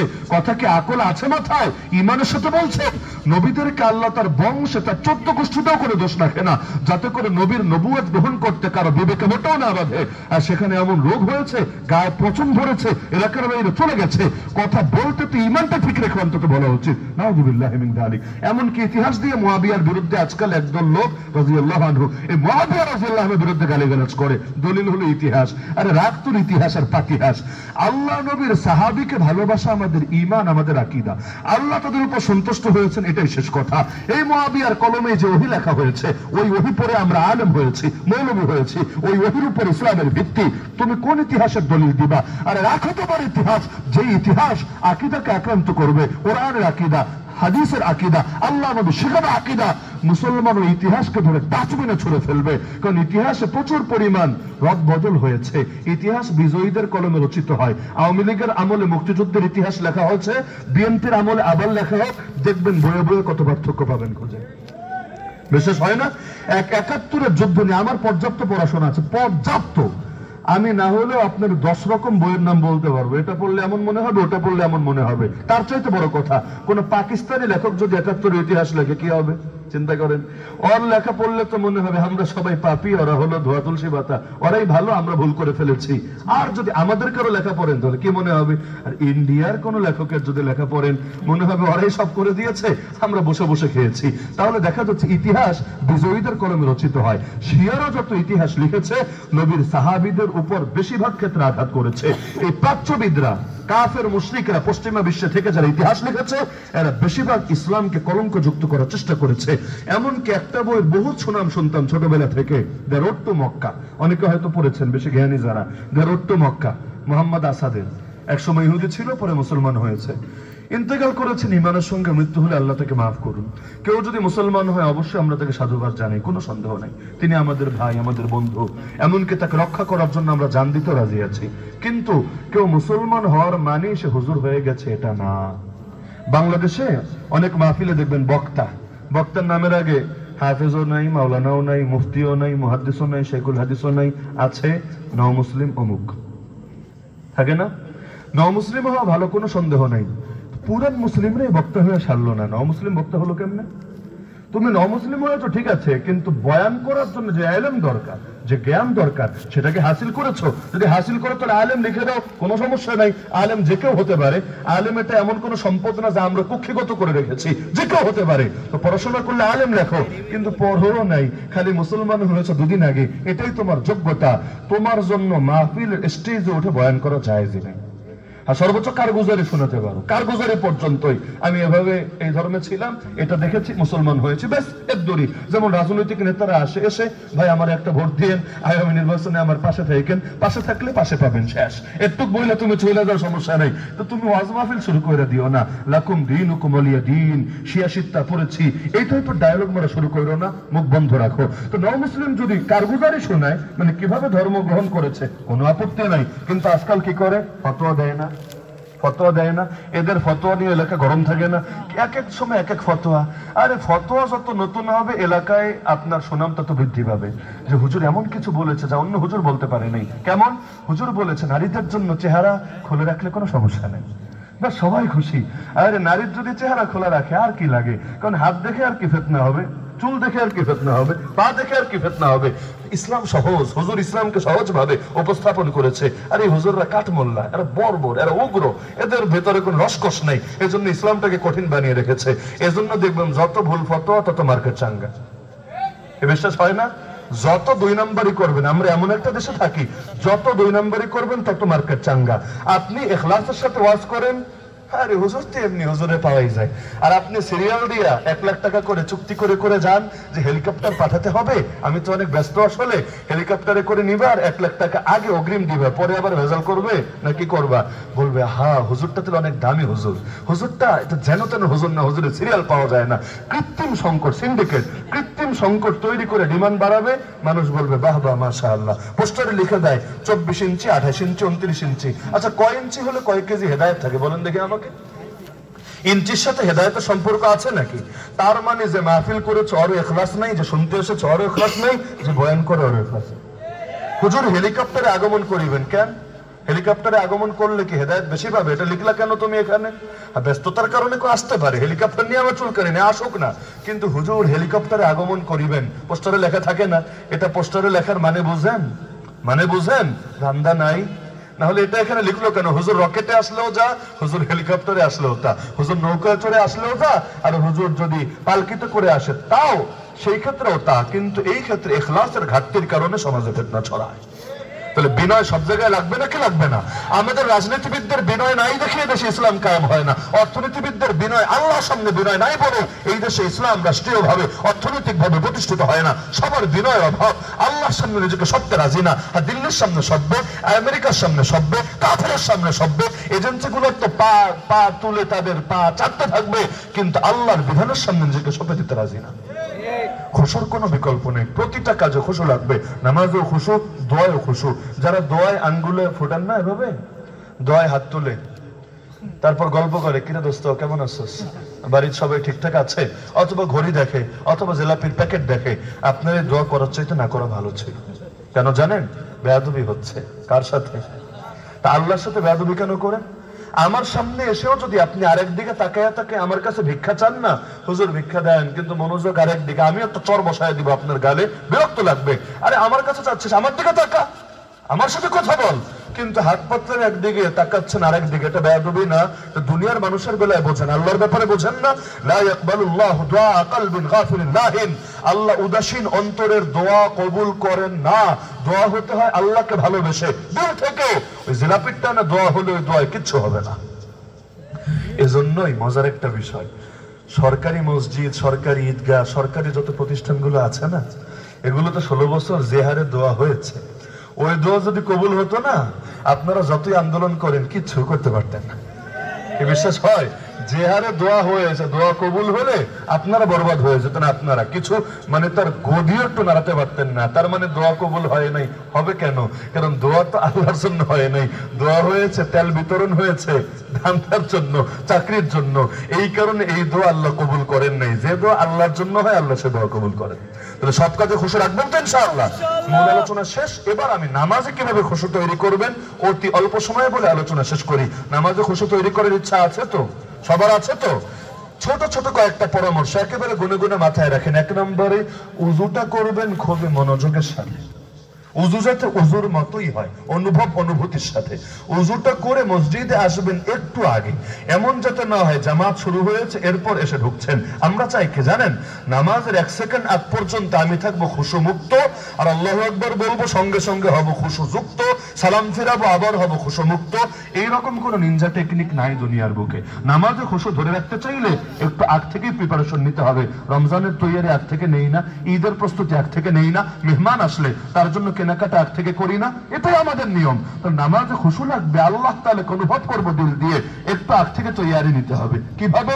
যখন আপনি উযু করবেন আস্তে আস্তে আসেন মসজিদে, দৌড় দিবেন না। ইমামরা রুকুতে পেলে কি করেন আপনারা? জামাতে ইমাম সাহেব রুকুতে চলে গেছে, কি করেন? এমন জোরে জোরে আওয়াজ হয়, বিশেষ করে যদি 2 তলা 3 তলায় যদি কেউ দৌড় টৌড় দেয়, মনে হয় কি ছাদটা ভেঙে পড়বে কিনে অবস্থা। কেন ভাই এত তারা কেন? যদি রুকুটা ছোটে কি লস হবে আমাকে বলেন দেখি, কি লসটা হবে? রাকাত একটা বেশি পড়া লাগবে, রাকাত বেশি পড়লে লস আছে? লস আছে? পুরোটাই তো লাভ। আর তবে কিছু অলস আছে, অলস। ইমামকে রুকুতে পেলে তো দৌড়ায় রুকুতে ধরবে মাশাআল্লাহ, ইমামকে সেজদায় পেলে ও সেজদায় যাবে না, ও দাঁড়ায় থাকবে জমিদারের মতো। ইমাম সাহেব আগে ওঠো, তারপর আমি শরীক হবো তোমার সাথে। করে না কেন? ও হলো সেজদায় দিতে গেলে ওর কোমর ব্যথা হবে, ওর হাঁটু ভেঙেও যেতে পারে, ওর হাতে বিরাট কষ্ট হবে। ইমামের সাথে একটা সেজদা জামাতে দেওয়া, তাতে আপনার রাকাত যদিও গণ্য হবে না। রুকু পেলে রাকাত পায়, সেজদা পেলে তো রাকাত পায় না। কিন্তু এই যে কষ্টটা করে সেজদা দিলেন, এরকম একটা সেজদা গোটা দুনিয়ার চাইতে বেশি দামি। তাহলে ইমামের জন্য অপেক্ষা করবেন, ইমাম উঠুক, তারপর আমি মিলিত হব। ইমামকে যেখানে পাবেন, যে অবস্থায় পাবেন সেখানে ধরবেন, তবে দৌড়ে ভুলেও আসবেন না। কেন? দৌড়ে আসলে আপনার খুশু থাকবে না, থাকা সম্ভব না। আপনি তো হাঁপাবেন, শ্বাস ভারী হয়ে যাবে। তো নিজেরা শান্ত করবেন না, খুশু খুশু ঠিক রাখবেন। আপনার তো স্বাভাবিকভাবে আপনি সুবহান রাব্বিয়াল আযীমও বলতে পারবেন না, এজন্য দৌড়ানো নিষেধ, এটা নিষেধ, মাথায় রাখবেন। ভুলেও দৌড়ে আসবেন না। ক্ষুধার চাপ, বাথরুমের চাপ নিয়ে নামাজে শরীক হবেন না। আগে ক্লিয়ার হন, ক্লিয়ার হতে গিয়ে 1-2 রাকাত গেলে যাক, যদি জামাত শেষ হয় তাও সমস্যা নেই। আমরা রমজানে কি করি? আমরা যদিও জানি মাগরিবের নামাজ আগে আগে পড়া উত্তম, যত আগে পড়বেন এটাই তো ভালো, কিন্তু একটু পিছায় দেই কেন? 15 মিনিট 20 মিনিট, এজন্য। না হলে নামাজে দাঁড়ালেও বডি থাকবে নামাজে, দিল থাকবে আখনির প্লেটে। কখন শেষ হবে নামাজ, কখন বসবো, আমার খাবার আমাকে হাতছানি দিয়ে রাখছে, এভাবে নামাজ পড়লে নামাজ মাকরুহ হবে। এমনকি বাথরুমের চাপ নিয়ে নামাজে দাঁড়ায় একবার এই যে ধীরে ধীরে পেটটাই করে অনেকে, কেন? আবার যাবে, আবার উযু করবে, আবার সিরিয়াল দিবে। আরে না, আপনার নামাজটা মাকরুহ হচ্ছে, বেয়াদবি হচ্ছে আল্লাহর সাথে। এজন্য পাক সাফ হয়ে একটু আগে আসবেন মসজিদে, একটু আগে আসবেন। এসে একটা নামাজ তো আমরা ভুলেই গেছি, জীবনে নাম শুনছেন কিনা বলবেন তো আমাকে। তাহিয়াতুল উযু আর তাহিয়াতুল মসজিদ নাম শুনেছেন জীবনে? অনেকে শোনেন না, পড়তে পড়তে এই নামে যে নামাজ আছে এটারই খবর নেই। বেলাল রাদিয়াল্লাহু আনহু এই নামাজ পড়েই তো এত দামি হয়েছিলেন। আল্লাহ নবী মেরাজে গিয়ে তার পায়ের ধ্বনি শুনতে পেয়েছিলেন নিজে সামনে সামনে। তাহিয়াতুল উযু মানে কি? যখনই ওযু করবেন 2টা রাকাত নামাজ আল্লাহর জন্য পড়লেন। তাহিয়াতুল মসজিদ মানে কি? যখনই মসজিদে ঢুকবেন 2টা রাকাত, বসার আগেই ঢুকেই 2টা রাকাত পড়বেন। কার জন্য? আল্লাহর জন্য। মসজিদে লিখে দেয় লালবাতিতে, সুন্নতের সময় নাই, গিয়ে পাবলিক বসে পড়ে। সুন্নতের সময় নেই, তাহলে আর কি করার? বসে বসে আমি এমনি সময় কাটাই। কেন ভাই? সুন্নত 4 রাকাতের সময় নেই, 2 রাকাত তাহিয়াতুল মসজিদে তো সময় আছে, তো সুন্নত পরে পড়বেন, ভালো কথা। তাহিয়াতুল মসজিদটা পড়ে নেন আগে। তাহিয়াতুল মসজিদ পড়লেও ইনশাআল্লাহ মসজিদে আপনার এই যে ঢুকলেন না, ধীরে ধীরে ধীরে নামাজের সাথে আপনার মূল খুশুটা ফিরে আসবে। 1 নম্বরে ঢুকলেন, তাহিয়াতুল মসজিদ দিয়ে শুরু করেন। তবে যদি বসার আগে আপনি সুন্নত পড়ে ফেলেন, তাহিয়াতুল মসজিদের হক আদায় হবে, সুন্নত হবে। তাহিয়াতুল মসজিদ মানে মসজিদে ঢুকে বসার আগে নামাজ পড়া, সেটা আলাদা 2 রাকাতই পড়েন অথবা ঢুকে সুন্নতই পড়েন। তাহিয়াতুল মসজিদ পড়ার চেষ্টা করবেন তো ইনশাআল্লাহ। এরপর আপনার হাতে 2 মিনিট 4 মিনিট 5 মিনিট যাই থাকুক, আপনি বসে নামাজের জন্য প্রস্তুত হন, নিজেকে প্রস্তুত করেন। অনেক ভাবেই হতে পারে। কোরআন পড়তে পারলে দেখে দেখে কোরআন পড়েন। মসজিদে না থাকলে পকেটে মোবাইল অ্যাপ পাওয়া যায়, একটু দেখে দেখে কোরআন পড়েন। কোরআন নাই তাহলে আপনি প্রয়োজনে কিছু সময় আল্লাহর জিকির করেন।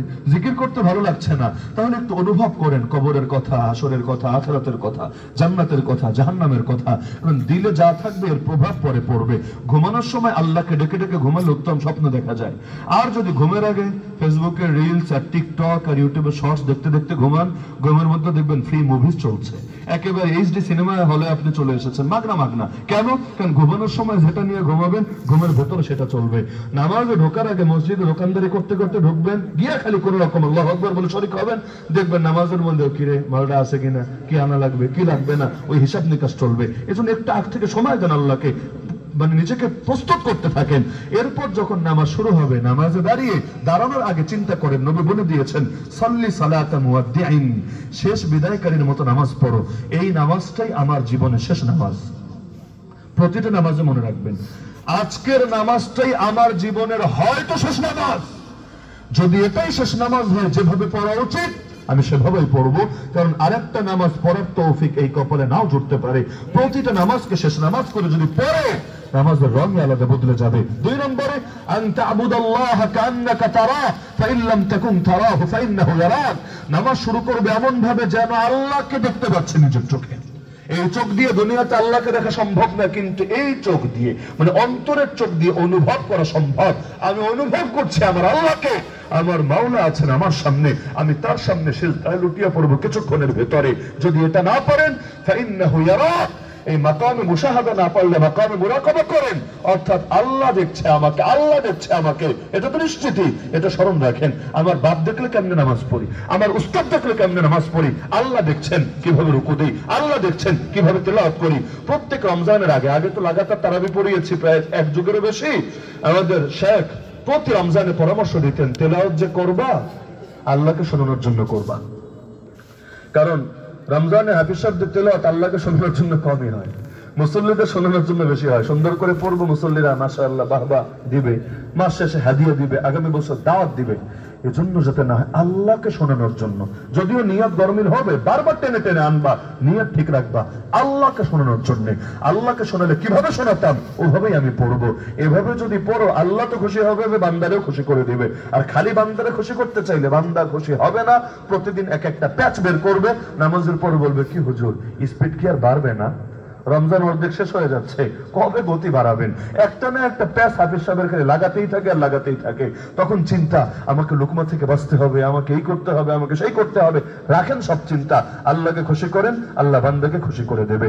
এরপর নামাজ যখন শুরু করবেন, থানবী রহমতুল্লাহ আলাইহি, নাম তো শুনেছেন সবাই, হাকিমুল উম্মত মুজাদ্দিদ মিল্লাত শাহ আশরাফ আলী থানবী রহমতুল্লাহ আলাইহি, তিনি বলেন, ওই হাফিজ সাহেবের মতো পড়বা না যে হাফিজ সাহেবের ভুলটুল হয় না। মানে কি, মুখ ছেড়ে দিলাম, যা আছে কপালে তো বের হতেই থাকবে। যেমন আমরা আত্তাহিয়াত পড়ে ভাবে পড়ে যাচ্ছে, মানে কি যে পড়ছি খবরই নাই, অনুভূতি নাই। তিনি বলেছেন এই রকম হাফিজের মতো পড়বা না যার লুকমা লাগে না, ওই রকম হাফিজের মতো পড়বা যার বারবার লুকমা লাগে, খেয়াল করে করে পড়া লাগে। তাহলে কি হবে? প্রতিটা শব্দ খেয়ালের সাথে বের হবে। সুবহান রাব্বিয়াল আযীম, সুবহান রাব্বিয়াল আযীম, সুবহান রাব্বিয়াল আযীম, সুবহান রাব্বিয়াল আলা, সুবহান রাব্বিয়াল আলা, সুবহান রাব্বিয়াল আলা। এই যে প্রতিটা জিনিস অনুভব নিয়ে যখন পড়বেন, আত-তাহিয়াতু লিল্লাহি ওয়াস-সালাওয়াতু ওয়াত-তাইয়্যিবাত, আসসালামু আলাইকা আইয়ুহান নবী ওয়া রাহমাতুল্লাহি ওয়া বারাকাতুহু, আসসালামু আলাইনা ওয়া আলা ইবাদিল্লাহিস সালিহিন। এই যে অনুভব নিয়ে পড়বেন, দেখবেন অন্তরে রেখাপাত করবেই করবে। অর্থ যদি বোঝেন, রেখাপাত বেশি করবে। একটা ব্যাপার আমি বুঝি না, আমার মাথায় ধরে না, আপনারা যাদের বয়স মনে করেন 20, 30, 40, 50, 60, 80, 90, 100, সারা জীবন ধরে সূরা ফাতিহা পড়লেন, সারা জীবন আত-তাহিয়াত পড়লেন, সুবহান রাব্বিয়াল আলা পড়লেন, সুবহান রাব্বিয়াল আযীম পড়লেন, একটাবারও কি মনে হয় না এর অর্থটা বোঝা দরকার? আপনি ডেইলি স্টার বোঝেন, বিবিসি নিউজ ইংলিশ বোঝেন, আপনি ইন্ডিয়ান ভাষা বোঝেন, আপনি ফ্রান্সিস বোঝেন, টার্কি বোঝেন, সব বোঝেন, যেটা ডেইলি লাগে, পুরো কোরআন নয় তো নাই বুঝলেন, পুরো আরবি ভাষা নাই বুঝলেন, যেটা ডেইলি লাগে, প্রতিদিন, প্রতি ওয়াক্তের, প্রতি রাকাতে লাগে, এটা পড়তে কয় বছর লাগে, বুঝতে কয় বছর লাগে আমাকে বলেন? আজকে উদ্যোগ নেন, আগামী 1 সপ্তাহের মধ্যে সব বুঝে ফেলবেন। উদ্যোগ নিলে সম্ভব, উদ্যোগ নেই না, মাথায় আসেই না, বোঝা দরকার। আচ্ছা, যেটা মানুষ বুঝে বলে দিল থেকে আসে, যেটা বুঝে বলে না মুখ থেকে আসে। আমি তো এটাই মনে করি। আপনাদের কারো দ্বিমত আছে? মনে করেন ছোট একটা বাচ্চা বাদ দেন, ময়না পাখি, তোতা পাখি, তারা শেখালেন I love you, I love you, I love you. ওর তো জিকিরি হবে I love you I love you. ও কি বোঝে? ও এখন বড় ছোট বুড়া জুয়ান সবাই আই লাভ ইউ করবে, কিন্তু আরেকজন ফিলিংস এর সাথে যখন বলবে তার বলে কিন্তু অবশ্যই পার্থক্য হবে। কথা একই, কিন্তু আবেগে পার্থক্য থাকবে নাকি থাকবে না? আল্লাহর সামনে তো নামাজ পড়বেন ইমোশনের সাথে, সর্বোচ্চ আবেগের সাথে। আবেগ আসবে কেমনে যদি কিছুই না বোঝেন? আল্লাহর কাছে বলছেন ইহদিনাস সিরাতাল মুস্তাকিম, জীবনের সবচেয়ে দামি দোয়া। আপনি জানেনই না এটা দোয়া? আল্লাহুম্মা ইন্নী যালামতু নাফসি যুলমান কাসীরা। আরে এই একটা দোয়া মাসুরে যদি দিল থেকে পড়ে, জিন্দেগীর সব গুনাহ আল্লাহ মাফ করে দিবেন। অথচ সালামের আগে যে সবচেয়ে দামি দোয়া করছে খবরই নাই। সালামের শেষে হুজুর দোয়া করে দেন না, অথচ এর চাইতে দামি দোয়া কিন্তু আগে হয়ে গেছে, ওর খবরই নাই। দোয়ায় কোনো যে সুন্দর দোয়া, বিশ্বাস করবেন না, আপনার জীবনে কি লাগবে কি বলেন, সব আছে দোয়ায় কোনোতে। পড়ার সময় কোনো আবেগে আসে না, এখন কি যে বলি মন্ত্র মন্ত্র বুঝে আসে না। তাহলে এখন থেকে এগুলো বোঝার চেষ্টা করবেন তো ইনশাআল্লাহ। তো যেটা বুঝবেন না ওটা মনোযোগ দিয়ে পড়বেন, আর ইমাম পড়লে মনোযোগ দিয়ে শুনবেন। ইমাম পড়লে মনোযোগ দিয়ে শুনবেন। যেই নামাজে ইমামের পড়াও শোনেন না, যেমন ধরেন জোহর আসর, এখানে কি করবেন? বসা পারবেন না। এখানে আপনি অনুভব করবেন, অনুভূতি। সূরা ফাতিহা পড়ছেন না, কিন্তু মনে মনে অনুভূতি তো আনতে পারেন। আল্লাহকে মনে মনে তো অনুভূতিটা আনতে পারেন, ইনশাআল্লাহ নামাজের রঙই চেঞ্জ হয়ে যাবে। তাহলে খুশুর আরো কিছু পরামর্শ দেওয়া যেত, তবে কাউকে কষ্ট দিয়ে অধৈর্য বানিয়ে পরামর্শ দেওয়াটা উচিত না। এজন্য ধৈর্যের সাথেই পরামর্শ দিচ্ছি, যতক্ষণ ধৈর্য ছিল পরামর্শ দিলাম আর কি। তাহলে আমার কাছে মনে হয়েছে এই কথাগুলো জীবনে আমলে আসলে জীবনে পরিবর্তন হবে। আপনাদের এমন মনে হচ্ছে কিনা? কথাগুলো যদিও কম কথা, কিন্তু আমার মনে হয় এগুলো জীবনে আসলে জীবনে পরিবর্তন হবেই। নিজেকে আল্লাহর সামনে বিনীত করেন, বিনীত করেন। মান তাওয়াযা লিল্লাহ রাফাহুল্লাহ। मिटा दो अपनी हस्ती को अगर कुछ मर्तबा चाहो कि दाना खाक में मिलकर गुलो गुलजार होता है। तो যদি আপনি নিজেকে বীজ হয়ে মাটির ভেতর উৎসর্গ করে দিতে পারেন, এখান থেকে চারা বের হবে, আর নিজের অস্তিত্ব ধরে রাখবেন, কিচ্ছু বের হবে না। আরে যেই গাছে ফল হয় ডালগুলো নিচে ঝুলে যায়। আল্লাহ তো আপনাকে নিয়ামত দিয়েছে, জান দিয়েছে, মাল দিয়েছে, ক্ষমতা দিয়েছে, কত কিছু দিয়েছে। বিনয়ী হন না, আল্লাহর সামনে বিনয়ী হন। একটা মাত্র জীবন, একটা সম্ভাবনা, আল্লাহর জন্য কোরবান করে দেন। আমাদের পূর্বপুরুষরা কত কিছু করলো আলহামদুলিল্লাহ ইসলামের জন্য। তাদের কোরবানির বদৌলতে বাংলাদেশে বসে মুসলমান হলাম। তাহলে মক্কা মদিনার ইসলাম বাংলাদেশে আসলো কিভাবে? তো তাদের কোরবানির বদৌলতে এসেছে, তারা এত কিছু করলো। এই শাহজালাল রহমাতুল্লাহ ইয়ামান ছেড়ে আসলেন, কই ইয়ামান কই বাংলাদেশ ছেড়ে আসলেন আমাদেরকে মেহনত, আমাদেরকে দ্বীনের দাওয়াত পৌঁছানোর জন্যই তো তারা এত কিছু পারলেন। আমরা সামান্য কিছু পারবো না। আমরা দেশে থাকতে পতিতালয় খোলা থাকে কিভাবে? আমরা দেশে থাকতে মদের বারের লাইসেন্স দেয় কিভাবে? আমরা দেশে থাকতে অশ্লীলতা হয় কিভাবে? আমরা দেশে থাকতে বিদাতিরা আড্ডাখানা পড়ে কিভাবে? আমরা দেশে থাকতে ওলিদের মাজারের মধ্যে গাঞ্জা খায় কিভাবে? আমরা বেঁচে থাকতে বিভিন্ন ভাবে উম্মতের ঈমান নিয়ে ছিনিমিনি খেলে কিভাবে? হয়তো আমরা থাকবো, না হলে ওরা থাকবে। ওদের বিরুদ্ধে আমাদের আমরের লড়াই চলবেই চলবে।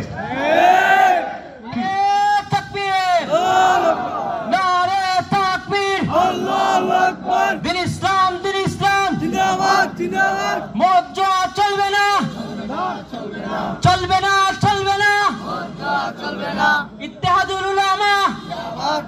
সবাই আল্লাহর উদ্দেশ্যে বিনয়ী হন, বিনয় অর্জনের চেষ্টা করেন, প্রতিটা আমল খুশুর সঙ্গে সম্পন্ন করেন। নামাজও খুশুর সাথে, কাপড় পরাও খুশুর সাথে, কথা বলাও খুশুর সাথে, মুসলমানের সাথে দেখা সাক্ষাৎ খুশুর সাথে, সব খুশুর সাথে। ছোট দুইটা কথা বলে শেষ করি। আল্লাহ নবী যখন কারোর সাথে কথা বলতেন, নিজের থেকে মুখ ফিরিয়ে নিতেন না যতক্ষণ না সে কথা শেষ করে নিজের থেকে বিদায় নিতে চায়। কি পরিমাণ বিনয় হলে সম্ভব? আমরা তো কথার মধ্যে ফোন রিসিভ করি, এটাও একটা শয়তানি। একটা মানুষ দূর থেকে আসলে আপনার কাছে জরুরি, আর আপনার কাছে ফোনটা জরুরি হয়ে গেল। আর ফোন জরুরি বলবেন, রিংটোন বেজেছে, এটা তো জরুরি। ডেইলি যে আল্লাহ রিং দেয়, ডেইলি 5 বার মুয়াজ্জিন আল্লাহর পক্ষ থেকে রিং শোনায়, ডাকে আমাদেরকে হাইয়া আলাস সালাহ, হাইয়া আলাল ফালাহ, তখন তো মনে হয় না এটা জরুরি? রিংটোন বাজলো, ভালো কথা, অনুমতি চাচ্ছে। একজন তো অনুমতি নিয়ে কথা বলছে, আগে তার মূল্যায়ন করেন, তারটা শেষ করে আরেকজনকে মূল্যায়ন করেন। একজনের ভেতর আরেকজনকে ঢোকাচ্ছেন, সে যদি কষ্ট পায় এই কষ্টের কি হবে? হাসি মুখে মুসলমানের সাথে কথা বলো ইবাদত। নবী বলেছেন সদকার সওয়াব হবে। কয়জন দোকানদারের উপর আমল করেন বলে দেখি? যদি আমল করতে পারেন, সারাদিন দোকানদারি করে ডেইলি কয়েক কোটি টাকা সদকার সওয়াব পেয়ে যাবেন। খালি হাসি মুখে কথা বলবেন, কিছু লাগবে না। বাসা সাথে কফি ওয়াজি আখিকা লাকা সাদাকা। এই হাসি মুখে আপনাকে দেখে যদি খুশি লাগে কারো মনে, এতেই সদকার সওয়াব। মুসাফাহা, মুসাফাহা করবেন, এটা অনুভবের সাথে করেন না। আল্লাহ নবী আগে হাত ছড়িয়ে নিতেন না, বরঞ্চ ওই লোক মুসাফা করেছে, সে হাত সরাতে চাইবে, তারপর নবী সরাতেন। সালাম আগে দিতেন, আগে নবী হয়ে আগে সালাম দিতেন। আর আমরা অপেক্ষায় থাকি, ওই পোলাপান তোরা না আগে সালাম দিবি, আমি পরে জবাব দিব। যে আগে সালাম দেয় না সে অহংকারী। আল বাদিউ বিসসালাম বারিউম মিনাল কিবর, নবী বলেছেন যে আগে সালাম দেয় অহংকার থেকে মুক্ত। তা আমি বয়স্ক হতে পারি, আমি বড় কেউ হতে পারি, কিন্তু অহংকার থেকে তো আমাকে বাঁচতে হবে। আগে সালাম দিতে হবে। আগে দিলে সওয়াব বেশি না পরে জবাব দিলে সওয়াব বেশি? আগে দিলে। আর আগে দেওয়ার পরে যারা জবাব দেয় না, এগুলো তো আরো বড় খাটাস অহংকার। কেন?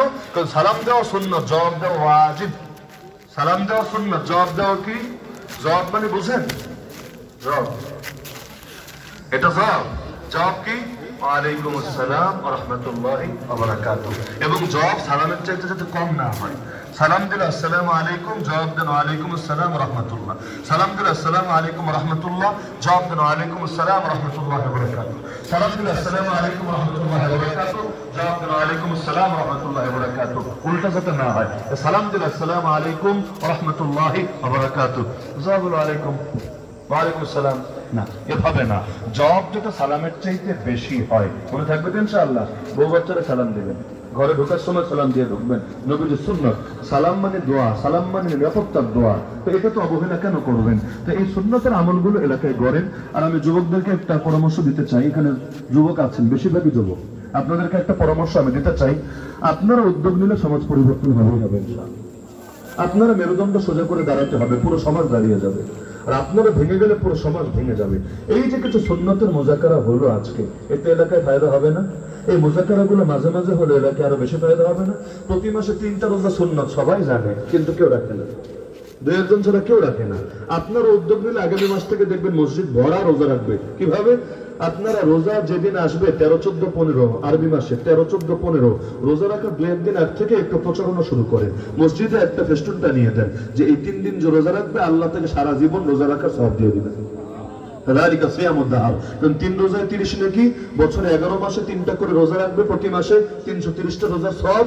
রমজানের 30টা রোজা রাখবে, আরো 300 রোজার সওয়াব। তাহলে হিসাব করেন এবার কত হয়ে গেল আপনার। এভাবে হিসাব করলে 1 বছরে, 2 বছর, 3 বছর, 4 বছরের রোজার সওয়াব হবে। তাহলে এই যে আমরা যদি একটু উদ্যোগ নেই, সাহারি এই কয়টায়, ইফতার এই কয়টায় এলান করি, আর ইফতারটা আমরা মসজিদে করি, বাসায় না।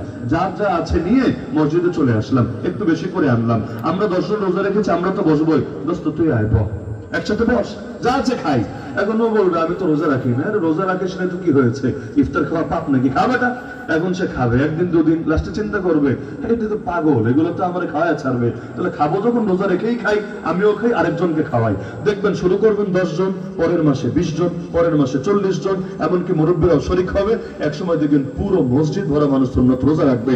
আপনি কবরে যাবেন, এই সওয়াব আপনার কবরে বসতে থাকবে। উদ্যোগ এটা আমি তো একটা উদাহরণ দিলাম, খালি যুবকের উদ্যোগ নিলে কি না হয়। মূর্খ সমাজকেও জ্ঞানী সমাজে পরিণত করে ছাড়তে পারে। মসজিদ ভিত্তিক পাঠাগার করেন, পাঠচক্র করেন, একসাথে বসেন, ছেলে মেয়েদেরকে বই পড়ার অভ্যাস করান, কোন কোন বই কিনলে ভালো হয় আলেমদের থেকে পরামর্শ নিয়ে নেন। এরপর ধাপ করেন, যারা নতুন দিনে এসেছে, ইসলাম পালন করতে শুরু করেছে, প্রাইমারি লেভেলে কি পড়বে, সেকেন্ডারি লেভেলে কি পড়বে, ধাপে ধাপে স্তর সাজান, এদেরকে পড়ান, বুঝান।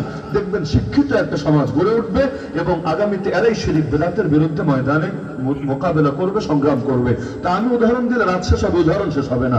মধ্যে কথা, আপনারা চাইলে পুরো সমাজ পরিবর্তন হবে। ফজরে মুসল্লি হয় না, আপনারা চাইলে মুসল্লি আনতে পারবেন। আজকে ঘোষণা দেন, আগামী 40 দিন তোরা যারা আন্ডা বাচ্চা আছিস, যারা ফজরের নামাজ জামাতের সাথে পড়বে, তাকবীরুল্লাহর সাথে, তোদেরকে এই উপহার দেব। একটা আকর্ষণীয় উপহার ঘোষণা করেন। এরপর দেখেন মসজিদে কি পরিমাণ প্রতিযোগিতা শুরু হয়। 40 দিন পর একটা অনুষ্ঠান করেন, বা জুমার দিন সবার সামনে, ময় মুরব্বীদের সামনে উপহারটা হাতে তুলে দেন। এরপর আরেকটা লম্বা উপহার ঘোষণা করেন 80 দিন পর, 120 দিন পর। দেখেন কিভাবে তুমুল প্রতিযোগিতা শুরু হয়। আর যুবকদেরকে টুসকে দেন কিভাবে, যে নামাজ পড়তে আসলো তো আসলো, যে আসে নাই ওর বাড়িতে সবাইকে আমরা ধরবো। আরে এখন ফজরের নামাজের পর 2 জন 5 জন, কিরে বলটু তোরে আজকে দেখলাম না তো মসজিদে। ও বলবে আসলে আজকে তো ঘুম থেকে উঠতে পারি নাই। তা আপনি বলবেন ঠিক আছে, এখন তো উঠেছিস, তাড়াতাড়ি ওযু করে নামাজটা পড়, আগামীকাল থেকে জামাতে আসবি। দ্বিতীয় দিন যদি মিস করে আবার যাবেন, কিরে বলটু আদা ভুলে গেলি। 2 দিন পর আর আব্বা আম্মা চিন্তা করবে, মান ইজ্জত তো পুরাই যাবে, এলাকায় বাসাটা মার্কা মারা হবে যে এই ছেলে তো নামাজ পড়ে না। আপনারা যাওয়া লাগবে না, ওরে কান ধরে উঠায়া, না উঠলে বদনা দিয়ে মুখে পানি ঢেলে এরপর পাঠিয়ে দিবে মসজিদে। এই যে মসজিদ যুবকদের দিয়ে যদি ভরে, মুরব্বীরা পিছায় থাকবে। যুবক যদি মসজিদে আসে, মুরব্বীদের বলা লাগবে, দেখবেন বল্টুরে আনতে দেবেন, বল্টুর আব্বা, বল্টুর চাচা, বল্টুর দাদা এমনি এসে হাজির হবে। পুরো মসজিদে জায়গা দিতে পারবেন না ফজরের নামাজ। একটু টেকনিক খাটানো লাগে, একটু ইউনিক বুদ্ধি লাগে। কতকাল আর পুরান সেকেলে বুদ্ধি নিয়ে থাকবেন? আপনার উদ্যোগ নেন, ইনশাআল্লাহ পারবেন পারবেন পারবেন। উদ্যোগ নেবেন তো ইনশাআল্লাহ, নাকি নিজে হারা যাবেন? নিজে হারা গেলে উদ্যোগ কার জন্য নেবেন? নিজে থেকে থাকেন, সমাজ পরিবর্তন করেন, কবরে শুয়ে শুয়েও সওয়াব পেতে থাকবেন ইনশাআল্লাহ। আল্লাহ আমাদের সবাইকে তৌফিক দান করুন। আল্লাহ তাআলা আজকের এই মজমাকে কবুল করুন। সবাই দরুদ শরীফ পাঠ করি।